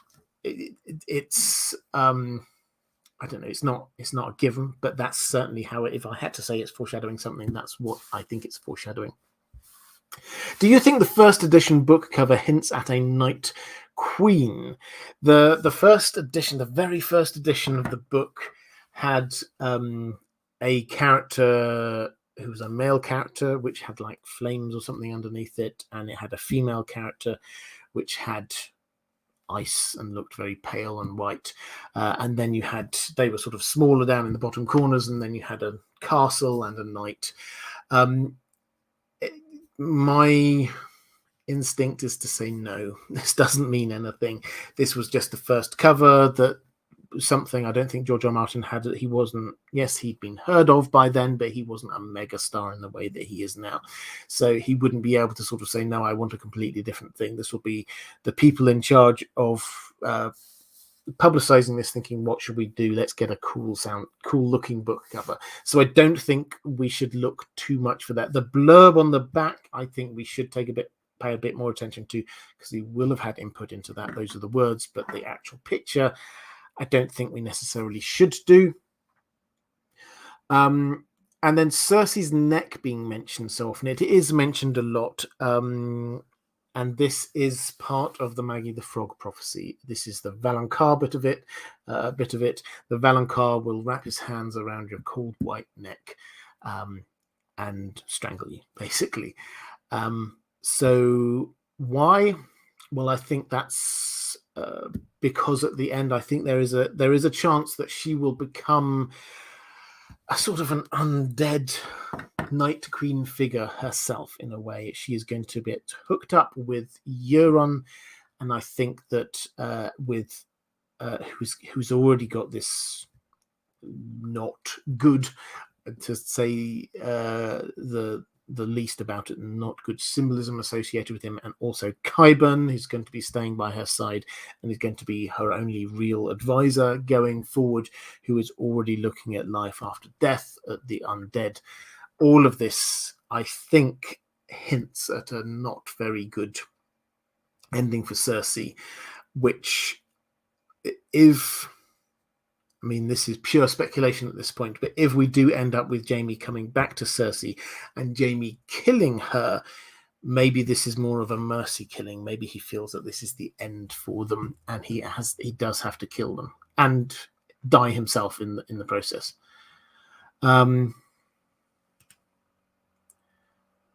Britt Logan, thank you so much. Very kind and generous. Thank you. Just saying thanks again.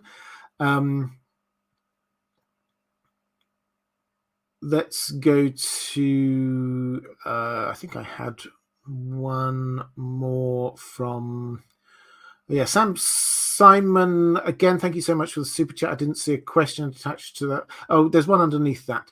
Does Bravos's new assembly line economy, read Britain, paired with the likely demise of Targaryen rule, read the Roman Empire, foreshadow that the end of A Song of Ice and Fire will see the birth of capitalism? Oh, excellent question. So Braavos is the closest thing we have got to an industrial revolution in the world of Ice and Fire. By which I mean there is a production of their arsenal where they create their ships.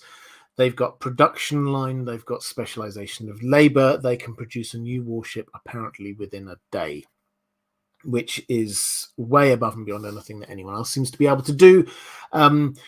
With the end of Targaryen rule, first of all, will Braavos survive? I think probably. Does this mean that capitalism is going to be what takes over in the long run? I don't know. What we have in the Seven Kingdoms is probably going to be different than the Free Cities. The Free Cities are individual and different. But is this? I mean, the Valyrian Empire, the Valyrian Freehold, was definitely the Roman Empire.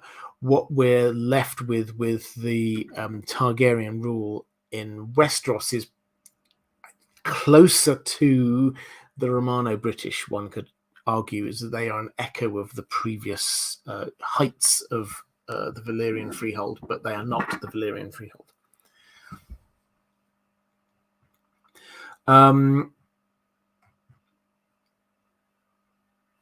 Question from, let's go back to a question from my patrons. Alejandro Martinez saying, hello, Robert. I'm not sure if this is foreshadowing per se, but I noticed some similar parallels between Jaime and Theon and their supposed redemption arcs. Each made some big moves towards their redemption after uncomfortable conversations about their identities with women, who I would argue are pretty badass. Jenna Lannister for Jaime, and Barbary Dustin and the Spearwives for Theon. These big moves are also ostensibly to rescue, or their big moves then are ostensibly to rescue the Stark daughters. Jaime accompanies Brienne to rescue Sansa, although it's not really Sansa. Theon helps to rescue Arya, but it's not really Arya. In the pre-released Winds of Winter chapters, we see Theon reunite with Asha, another badass woman. Popular fan theory speculated at the end of their arcs, Jaime ends up with Cersei and Theon perhaps with Asha. So I just thought, don't know if there's any foreshadowing here, but I just thought it was kind of cool. I do. I think there is something there. There's definitely something there. George R. R. Martin has two. What I think we did, and you used the phrase redemption arc, I think we did for a long period think that both of these characters were on redemption arcs. I think that most people now, probably influenced, if we're honest, by what happened on the show, look at Jaime and go, well, maybe he's not on a full redemption arc. They both start out as characters that we don't naturally sympathize with, and then they go down to a really dark place. They lose the thing that they believe gives them their manhood, so to speak. And from then, it's a matter of trying to figure out who the new them is. Now, Theon, I think, probably is on what we might loosely call a redemption arc. I think that he will carry on returning to be who he is, reclaiming Theon for himself, but a new Theon, a better Theon, a Theon who has learned from his mistakes and wants to make amends for them. Jaime, I think, when we look back on it now, we can say this wasn't the same, because actually what George R. R. Martin was trying to show us was that the initial view we had of him was not right. Yes, he did have to go through this huge process of understanding who he was again and losing his identity and rebuilding himself up from scratch. But it's a lot of this is us misunderstanding who he was, and the thing that everybody hates him for, the king slaying, actually was a great and noble deed, but nobody realized it. So what we're looking at is not a classic redemption arc. There, we're actually, can he get the recognition for the thing that he did do, is the arc that he's going on. And whether he has to be on an arc is the issue that I think the show throws at us. I don't think they did the ending for Jaime very well at all, but I think that it does open this question of, just because we see this burgeoning relationship with Brienne, does that mean that has to be where his story ends? Or is his story ending as we seem to think at the beginning? I came into the world together with Cersei, where I will end it with Cersei. That seems to be the ending. So he goes on a sort of redemption arc and then just regresses. That seems human. That seems quite George R. R. Martin to actually take us to this place where we shouldn't assume that everything's going to be happy and nice and settling down with the woman you love at the end of it all. It doesn't necessarily always work that way. People do fall off the wagon sometimes. Question from Catherine Furseth, saying, "Hi, Robert.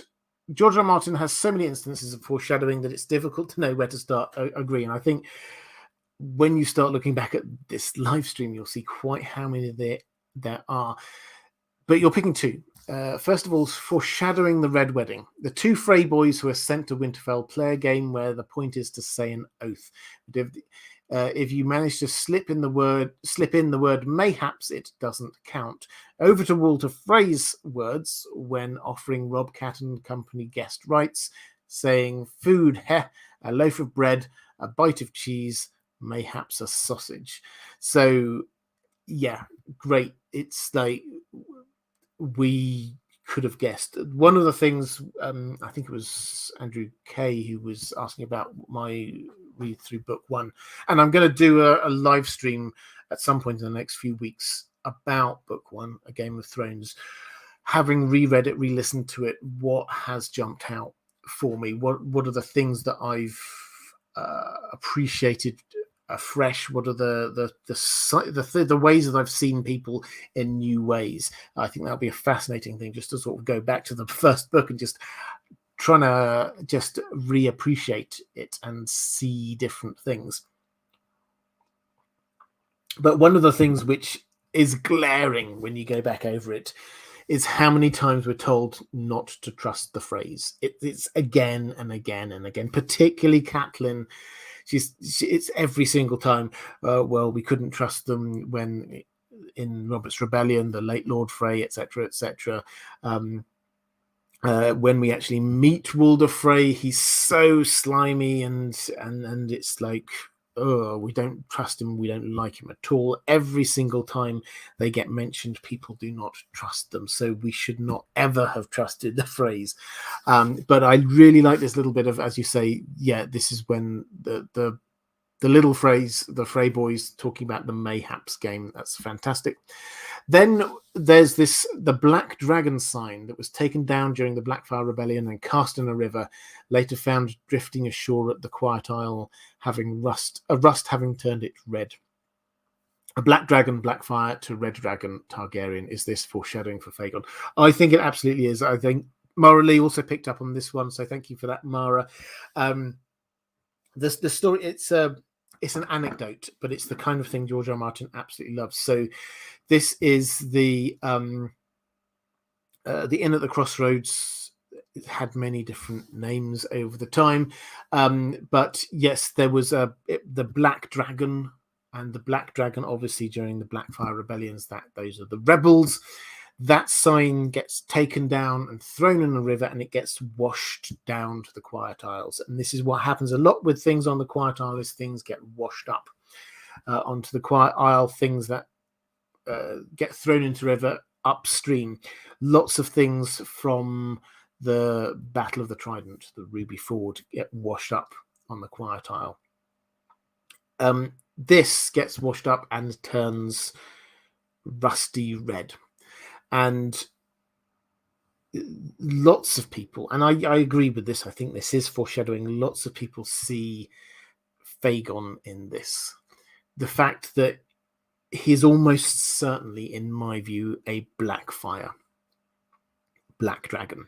But you can't tell now because he's been covered in this rust, old, being covered up. Now he looks red, and so nobody will ever know that he's a Blackfire. That, I think, is what's going on there. This is, I think, why Dany, in her visions in the House of the Undying, this is about the Mama's dragon. This is a lie that she must reveal. This is what is the lie here? If he actually is who he says he is, there's no lie here. There's nothing that she has to expose. He's actually a Targaryen. The lie is that he's not really. He's not. He may well actually be a good king in theory, but he's not who he says he is, and that's the lie. And almost certainly he's a Blackfire. Reflective rambling, picking up question for Carl Carsnock. Thank you. Would you mind touching on the foreshadowing of statues or the conspicuous closure at the back of the crypts? Very spooky stuff there. Yeah, happy to. I mean, this is I've done a whole video on the statues in Winterfell. If you're interested, so go and look for that if you want more details on it. The thing which is very obvious with the statues in Winterfell is they're anthropomorphized to an extent that is ridiculous. Every time people go past there, the shadows, the statues are acting as if they're alive. And that's not just a matter of once or twice someone looks at it. In there's that first scene when Robert and Ned go down there, I think I counted 8, maybe 9 things where the statues watch, the statues judge, the statues seem to move, the statues' eyes follow them, the statues seem to be there as physical, not physical, they're spiritual representations of the physical stone of who that person was. And this is again and again when Theon goes down there, he feels as if they're watching him again and again. John goes down in there in his dreams, and it's the statues are there, and this is the dead Starks are there. This happens so often. This cannot be a mistake. This is or just like flowery language. George R. Martin's got a much better vocabulary than that. He can do different things than making statues that look as if they're alive all the time. This is definitely, I think, foreshadowing the fact that they are alive in some way. We're told they are. We're told that this is where the Stark spirits go. The statues are there. We're told that the spirits are being bound into there with the sword across the lap of the statue. That's what we're told. So it shouldn't be a surprise for us. So is it foreshadowing? Yes, absolutely, definitely foreshadowing. But at the same time, it's so blatant. It feels almost as if this is just George R. R. Martin telling us what's going on. It's not even like a little bit of flowery language. This is just every time you talk about statues, it's as if they're alive. So it's definitely there. The bit about the closure at the back, at the very bottom of the crypts, is odd. I don't think this is necessarily foreshadowing. This is the crypt as a whole seems to be in incredibly good nick, given the fact that this is the oldest part of the Castle of Winterfell. It seems to be in very good condition, but there is one bit that is caved in. Now, given how much the Starks venerate this is incredibly odd, because you would have thought that they would have done something to try and repair it, but they never have. Certainly didn't do it at the time, and since then nobody else has been bothered. What on earth could be there? My best take, and I'm not going to go through all of the logic on this one, as I say, I've done videos on this, but my best take is that this was a deliberate caving in, because if you take my logic that the thing which wakens those statues is the Horn of Winter, we have heard that the Horn of Winter was blown once before. That would have woken the statues right at the very bottom of the crypt. They would have come out, and then that bit of the crypt is no longer needed. That can be walled up again. We don't need that anymore. So that's my take on what is happening there.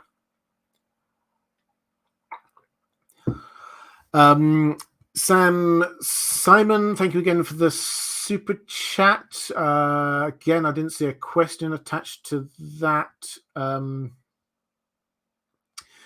Maybe it's in the chat somewhere, but I will try. Oh, you've got one here. The faith of the seven mirrors the Catholic Church in feudal Europe. Will the Protestant Reformation foreshadow the seven in A Song of Ice and Fire? Will the seven remain the dominant faith in Westeros at the end? I think the thing I would say about this is if you look across to what is happening with the Red Priests in Volantis, that has the feeling of reformation and revolution, which is, I think historically we look back now sometimes and think of this as being, and then they changed faith. This was riots and revolutions, and that is what the feel was.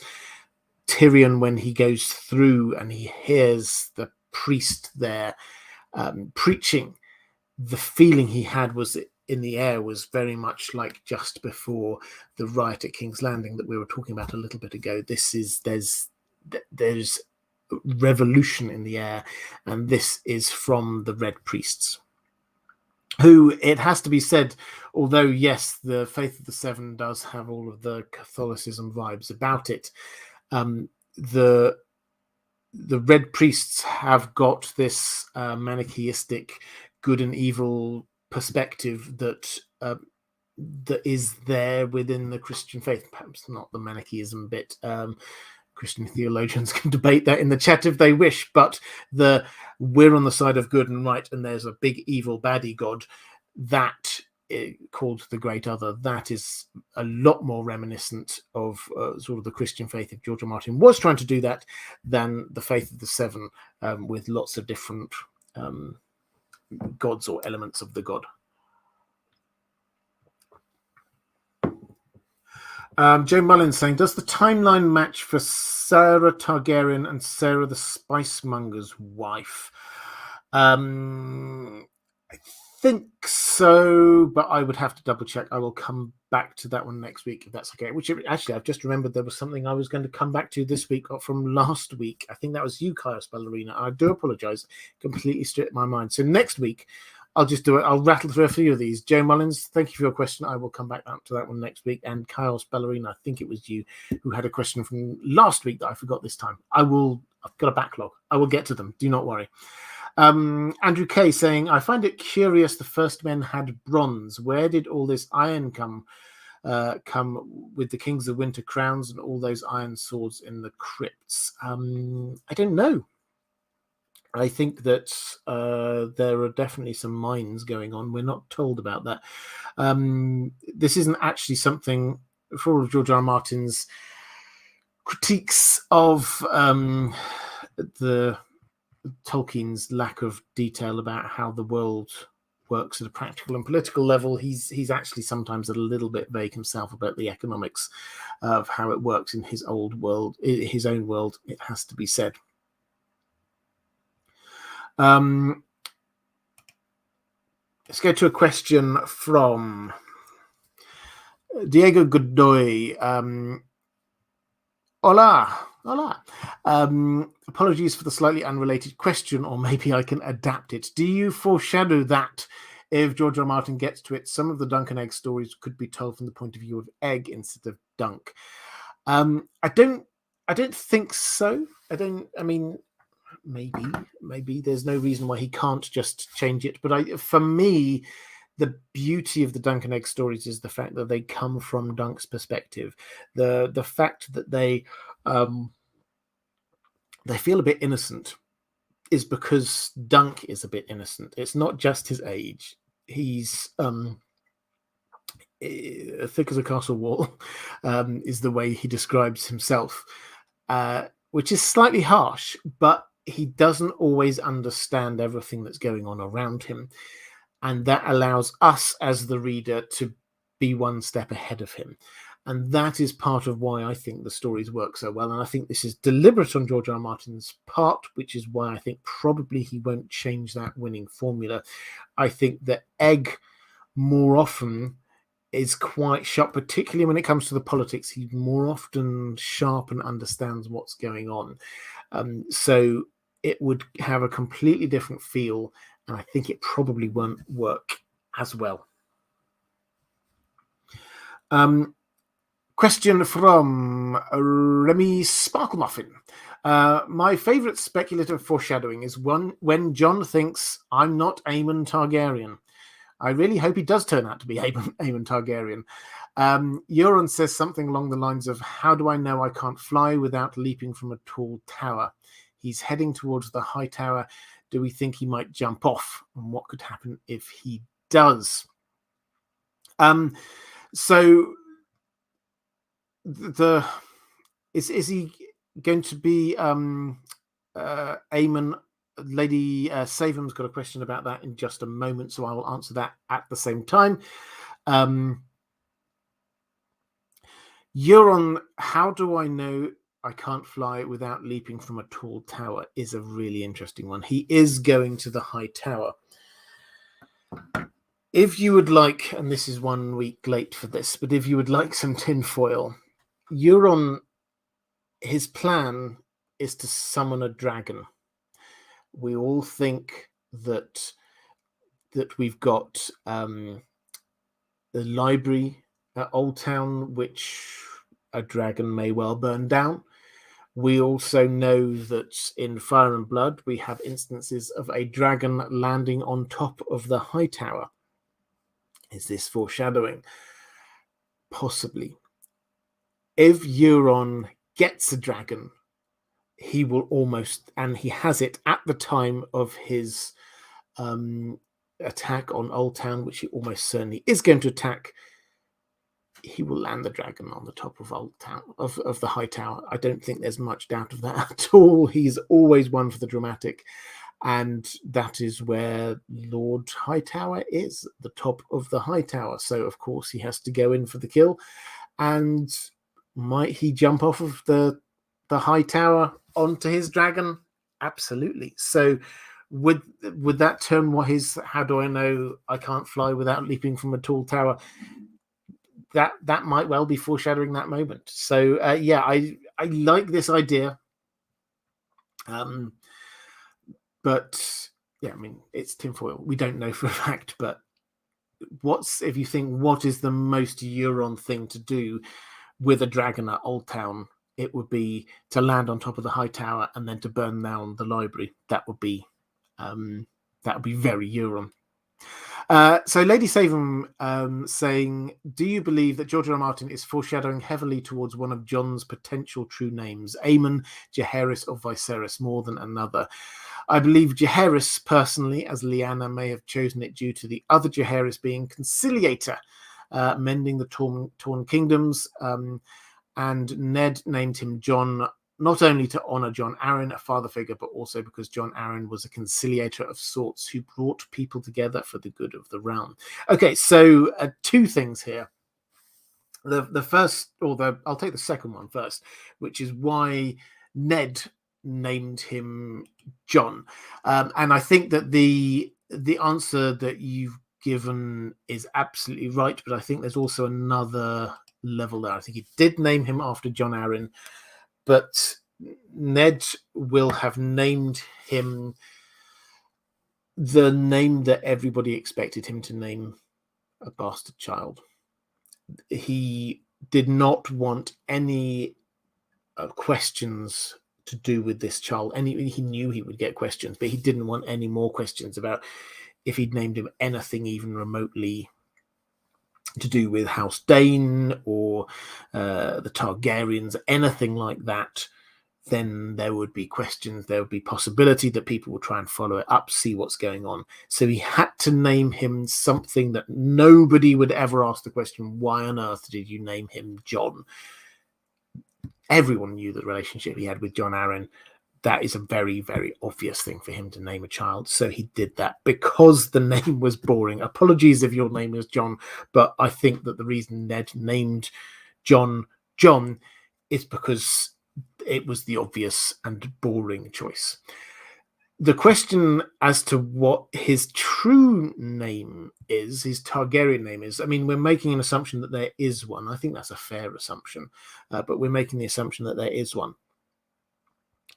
So my line of thinking is this, that the name that Rhaegar wanted was Visenya, because of what he named his two previous children, and he expected this to be a daughter. This was not a daughter. And Rhaegar was absolutely convinced of the rightness of all of his beliefs, and he wouldn't have even considered the idea this wasn't going to be a daughter that he could call Visenya. So he was wrong a lot, Rhaegar. So when this is a son, Lyanna doesn't have a name that she knows that Rhaegar wanted the child to be. Maybe Viserys, sort of a male version of Visenya, could have worked. So that does fit in there. But there is already a Viserys in the family, so no, that probably she wouldn't have done that. Jaehaerys, I like this idea that Jaehaerys the Conciliator. I think if I were to name that child at that time, that's probably what I would have gone with. I don't see the foreshadowing of that, I have to say. I've not seen any hints or clues as to that's why it is. The Aemon thing, as I say, that I'm not Aemon Targaryen, is the kind of thing that George R. R. Martin loves playing with. Yes, you are. That's really his kind of sense of humor with these kind of things. But the other option is Aegon. And I did a video ages ago when on the TV show, that's what they revealed, that the baby's name was, what Jon's true name was. And a lot of people came out and said, oh, it can't be that because Rhaegar's already got a child called Aegon. Why on earth would she name the child Aegon? Well, I think this is just quite obvious, in my view, is that Aegon had died. As far as she was aware, baby Aegon had died. And also Rhaegar had died. She's going to honor someone. She might find it too hard to call the baby Rhaegar, but she might wish to honor what Rhaegar was wanting to have his son called, which was Aegon. So that kind of makes sense, both in honor of the dead child and in honor of what Rhaegar wanted his son to be called. So if I had to guess, that's where it was. But in terms of the foreshadowing, I don't see much. The Aemon thing, in terms of the names, the Aemon thing is the only one I think we've really got. Let's go with a couple of questions from the chat.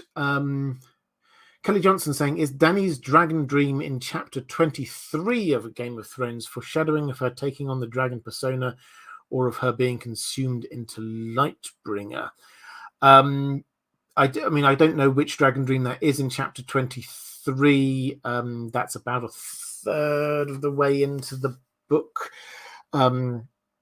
So her dragon dreams at that stage were more about the fact that the dragons are alive, and that whereas Viserys was there saying he is, you don't want to wake the dragon, actually she does. That's what's going on here. So that's what the dragon dreams she's getting at that stage in the story are about, the dragons and the dragons coming alive. Because although we look back and we go, yes, they're going to hatch into dragons, at the time when we're reading the story and her as a character within that story do not know that the dragons are going to hatch from there. These, we're told, like, these are dead dragon eggs. Everybody else goes, puts their hand on, says no, they're cold as stone.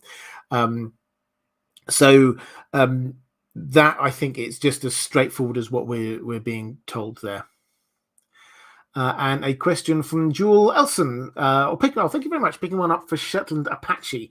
Any hints about Rickon and Skagos? I don't get how he would get to an island of cannibals, or what possible significance it might have.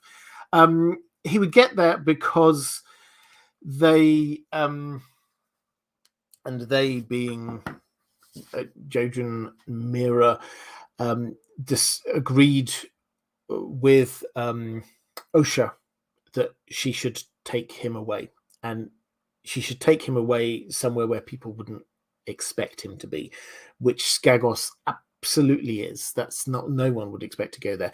But whereas to the northerners below the wall, south of the wall, they think of this as being, these are wildlings, these are cannibals.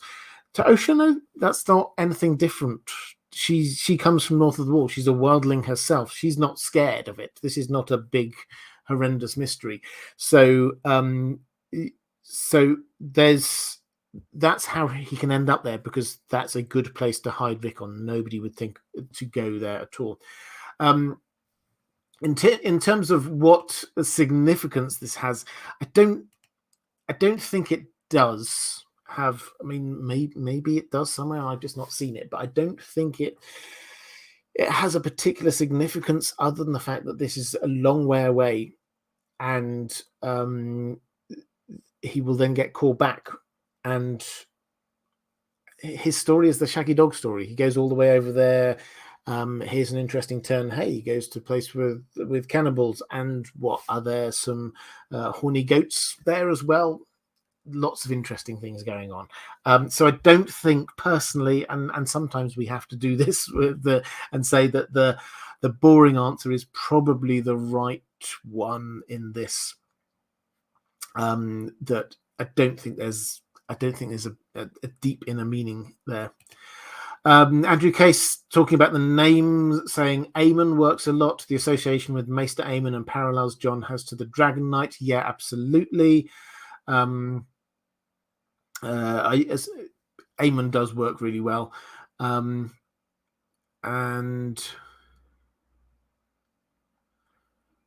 then I think I had another question. Yep. So Sea Star, hi there, saying, could Bran's time travel ability foreshadow his death and regeneration into Doctor Who #1? Wouldn't that be good? No, I think he's too far gone now to be Doctor Who #1. I mean, if the TARDIS turns into a weirwood tree, then it's a very different story. Like the thinking, but no. Okay, let's go to question from where we go. I think I've got just a couple more questions from my patrons. Mara Lee, you suggested a few different bits of foreshadowing to talk about. I've talked about the dead direwolf with the stag, and then there was Tywin's horse taking a dump in the throne room. Is this foreshadowing Tywin's murder, where obviously afterwards he very famously, as you say, has a dump? Yeah, quite possibly. I don't think this was one of those very obvious ones that we could see at the time. It was more a matter of it's showing Tywin's character, the fact that he was so boss-like. He rode into the main hall, and he doesn't care what his horse does because he's in charge. Someone else can sort out all of that business. It was showing his character, but ultimately, yes, this was this does reflect back or forwards to how he dies. Then you also talked about the Hound taking Arya to the twins in the storm and telling her to keep her mouth shut, and maybe we will make it in time for your uncle's bloody wedding. Yes, that's definitely foreshadowing. As I say, George R. Martin loves this kind of wordplay. And Catelyn thinking that her reflection in Renly's green-tinted armor made her look drowned. Again, yes, George R. Martin loved that, and foreshadowing when she came back as Lady Stoneheart. Yeah, there's a lot of things like that George R. Martin just sort of drops the wordplay, which is where the Aemon thing that we were talking about a moment ago does. It fits his style. That's the way that he does tend to enjoy writing. Lady of Summer, do you see the events in the Dance of the Dragons foreshadowing the true ending of A Song of Ice and Fire? Rhaenyra's claimant battle with Aegon, Rhaenyra's alliance with her hot-tempered uncle Daemon, brackets Daenerys and the hot-tempered wolfish Jon Snow, or perhaps Aemon Targaryen. But the outcomes are mixed. Aegon is fed to a dragon. Jon Snow does survive a battle in the God's Eye, and Daenerys, well, I'll let you fill in the blank. Okay, so Dance of the Dragons foreshadowing into A Song of Ice and Fire. I think definitely we will see some of this. And I've mentioned these a couple of times recently. My two favorite things are, I think, Cersei is what happened with Rhaenyra in King's Landing is foreshadowing of what will happen with Cersei in King's Landing. I think the people will turn against her. I think she's going to raise taxes on them. I think that she's going to perform acts that they disapprove of. I think the equivalent of blowing up the Great Sept, whether it's exactly that or not, remains to be seen. And there will be a clear alternative. The clear alternative for Cersei will be Fagon on the doorstep. I think that is, and she will eventually have to come out and escape King's Landing. I think that's one of them. The other one with the battle between over the God's Eye, as I say, this just feels about right to me. The Jon versus Euron battle over the God's Eye on Dragonback. That happened in the Dance of the Dragons. This is the climactic. It's not the end of the Dance of the Dragons, but this is the climactic dragon battle in the Dance of the Dragons, where we have Aemond One Eye against Daemon Targaryen. Now, what happens there? Obviously, Aemond One Eye has echoes across to Euron. What happens there is that they all fall into the God's Eye Lake. Now, Daemon leaps from his saddle and attacks Aemond. Aemond is definitely killed. The dragons definitely both die. Daemon very probably did die, but we don't find the body. So how might that foreshadow what happens? Well, I think in my mind, this makes sense that Jon will have a dragon because, and the one is almost certainly going to be Rhaegal after Rhaegar, his father.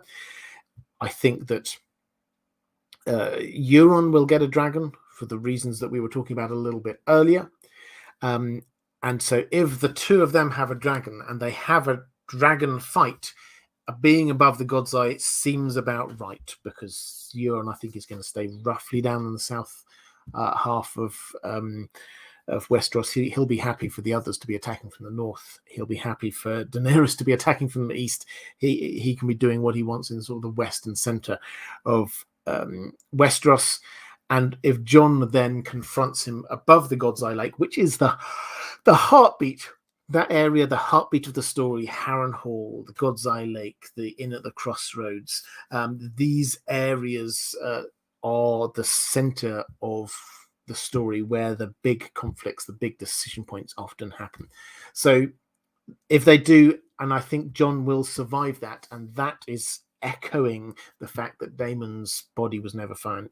I think Damon did die, but the fact that his body was not found might be foreshadowing the fact that John survives it. Okay, so those are my questions from my patrons. I will just have a quick check of the chat. I think I've got a few more questions in the chat. So Chaos Ballerina, picking up for Edward, says, so on the subject of foreshadowing, was it the right move or a mistake for the show to leave out Ned's fever dream? Oh, well, I mean, I'd love to see it, but this is one of those things that it wasn't necessary for a book to TV adaptation. It wasn't necessary for them to show the fever dream. They later on obviously showed what actually happened in the show version through Bran going there.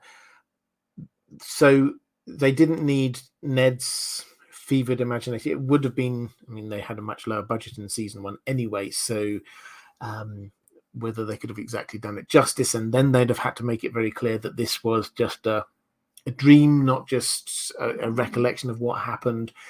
So was it the right decision? I mean, I understand it artistically. I would have personally liked to see it, but I don't think it. I mean, I couldn't call it a mistake, and I'm not going to go as far as saying it was the right move, but I will say that I understand why they made that decision. Reflective Rambling, picking up a question, thank you, for Jules, saying, what is a potential piece of foreshadowing that has failed to follow up so far? Greetings from Sweden. Thanks for an amazing channel. Well, thank you very much. Hello back to Sweden. I hope you're enjoying the Winter Olympics. You usually do up there. So a potential piece of foreshadowing that has failed to follow up so far. I think the problem with foreshadowing is it's very hard to say what is foreshadowing and what isn't foreshadowing until you look back and go, that's not happened. But there are I mean, there are a lot of things to do with the Dothraki, which is what I was talking about before, this idea of them attacking, the idea of them sweeping across over into Westeros. So that has been something which, whether you call it foreshadowing or not, but Robert Baratheon talking about them coming across and taking them on. You get the mention in the World of Ice and Fire. So that is definitely there. I think the fires lit by Dany, which this is prophecy, but I think it is also, you could label it under foreshadowing as well. The 3 fires she will light. We've had one of them already, which was her lighting the funeral fire for Khal Drogo. I think the second one is going to be her burning the Dosh Khaleen, burning Vaes Dothrak in some way. The third, I think that one's up for grabs.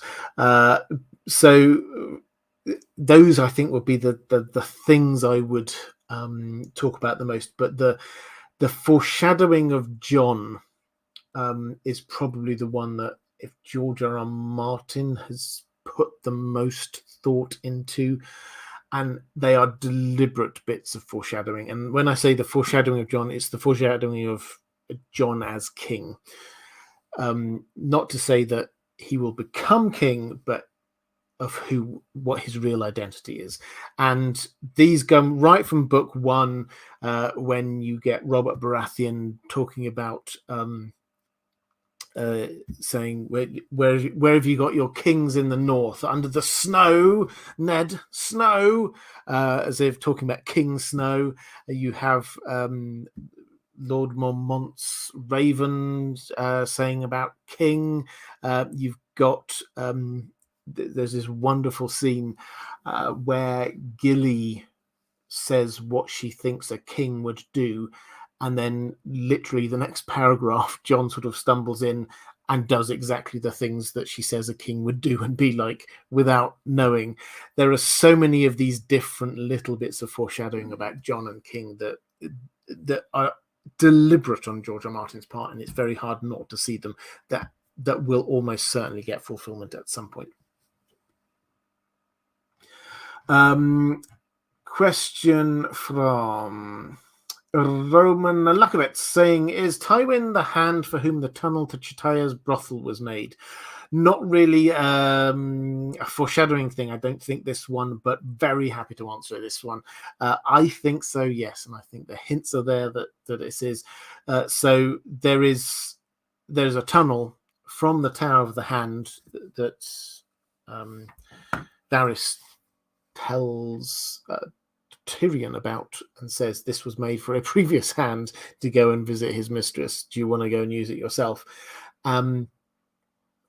Which previous hand was that? Well, we do not know, but we do effectively discover that Tywin did sleep with prostitutes. At least he seemed to sleep with Shay. So probably yes, but it's one of those things I suspect that we will never find out for sure. Reflective Rambling saying, just thanking you for letting us stare at papas in the background instead of not spider. So yeah, so these are much better than having Shelob in the background. I'll try not to have spiders again, but it was a good picture. Caius Ballerina, thank you again, picking up for Rachel Vandervoort. I always wonder, why does Ygritte tell Jon his name is an evil name? It's a good question. I'm sure I used to have an answer to this one. I think this is one I will come back to. I've got a long list of things to come back to, so I'm going to have to do. I'm going to write a list at the beginning of my next live stream. I'm not going to do the news from what's happening in fantasy. I'll do here's all the things I didn't answer on previous streams. But my policy, just so you're aware, my policy is I don't want to give rubbishy half answers. If I don't know, I'll just be honest. And a lot of the time, particularly when we're coming up to 3 hours or whatever it is, 2.5 hours in, some things do slip your mind. So I will definitely come back to that. Carl's not reminding me. A bit late, but this is simul streaming on Twitch. If you so every Thursday from now on, if you find this easier to watch on Twitch, then feel free to go and watch on Twitch. I'm taking questions from the chat here on YouTube rather than on Twitch. Maybe I'll do it from there in the future, but for the time being, I'm sticking to YouTube for that. But if you personally find it easier to watch on Twitch, then please do. Terry Steele, thank you very much. Just saying, I enjoy your content, sir. Well, thank you very much. Back to you, sir. Very much appreciate that. I think I had a couple more questions. Yep. Caius Ballerina saying the best show foreshadowing is the snow in King's Landing. Yes, absolutely. So yeah, on the show they had that vision that Dany had of the Red Keep with the snow there. That was good foreshadowing. And there is snow. We do get snow.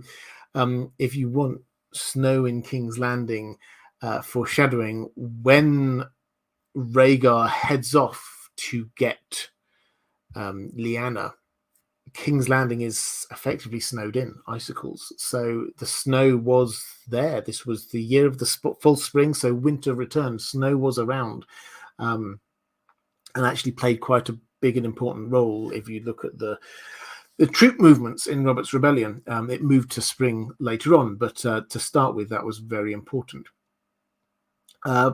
Pixlander saying, hi, this is the first stream I've managed to catch live, but I just wanted to thank you for all your content. I've been going through a tough time, but you always make it better, so thank you very much. Well, thank you very much. As somebody said earlier, that I'd help them come through a hard time. It means a lot to me that I can do that this can help in some small way make the world a better place. All I ask is that you can try and pay that forward to someone else. If we can just each try and make this world, I get all smushy. Let's not do that. I'm really pleased. That makes me very happy that I've helped make your life a little bit better. Andrew K saying a more comedic and direct foreshadowing to Tywin's death comes from the Great John's quote when he talks about even with Tywin's breeches down, it will be hard to take him by surprise. Yeah, absolutely. Good little bit of foreshadowing there. Okay, so I think with that, I'm going to start drawing this one to a close. This has been a fantastic few sets of questions. I've loved it. There's going to come on a thematic approach. We might do a few of them next time. Next week, we're going to look at prophecy. I also want to look in the world of Ice and Fire. I want to look at book 1. As I said before, I've been rereading, re-listening to it. If you want my thoughts and comments on that, they are over on Twitter. But I'm only about 4 chapters from the end of that now. So once I have finished going through that, then I'll be doing a live stream, working my way through book 1 here, just reevaluating, reassessing what things stood out. In a couple of weeks' time, though, we're going to be looking at Aragorn. We're going to have another Lord of the Rings stream, which I really enjoy doing. I will have another Lord of the Rings content creator trying to introduce you to a lot more content creators over in that part of the world. There's so many fantastic people. But if you are watching this back a little bit later, appearing somewhere around here will be a link to other live streams that I have done. Up here will be a link to Patreon, which is the best way to support this channel if you so wish. Thank you, everyone. I've really enjoyed this. I will be back same time next week. Keep an eye out on Monday after the Super Bowl for the Lord of the Rings Rings of Power teaser trailer. I will be doing a breakdown video. But until then, take care, and I shall see you again soon.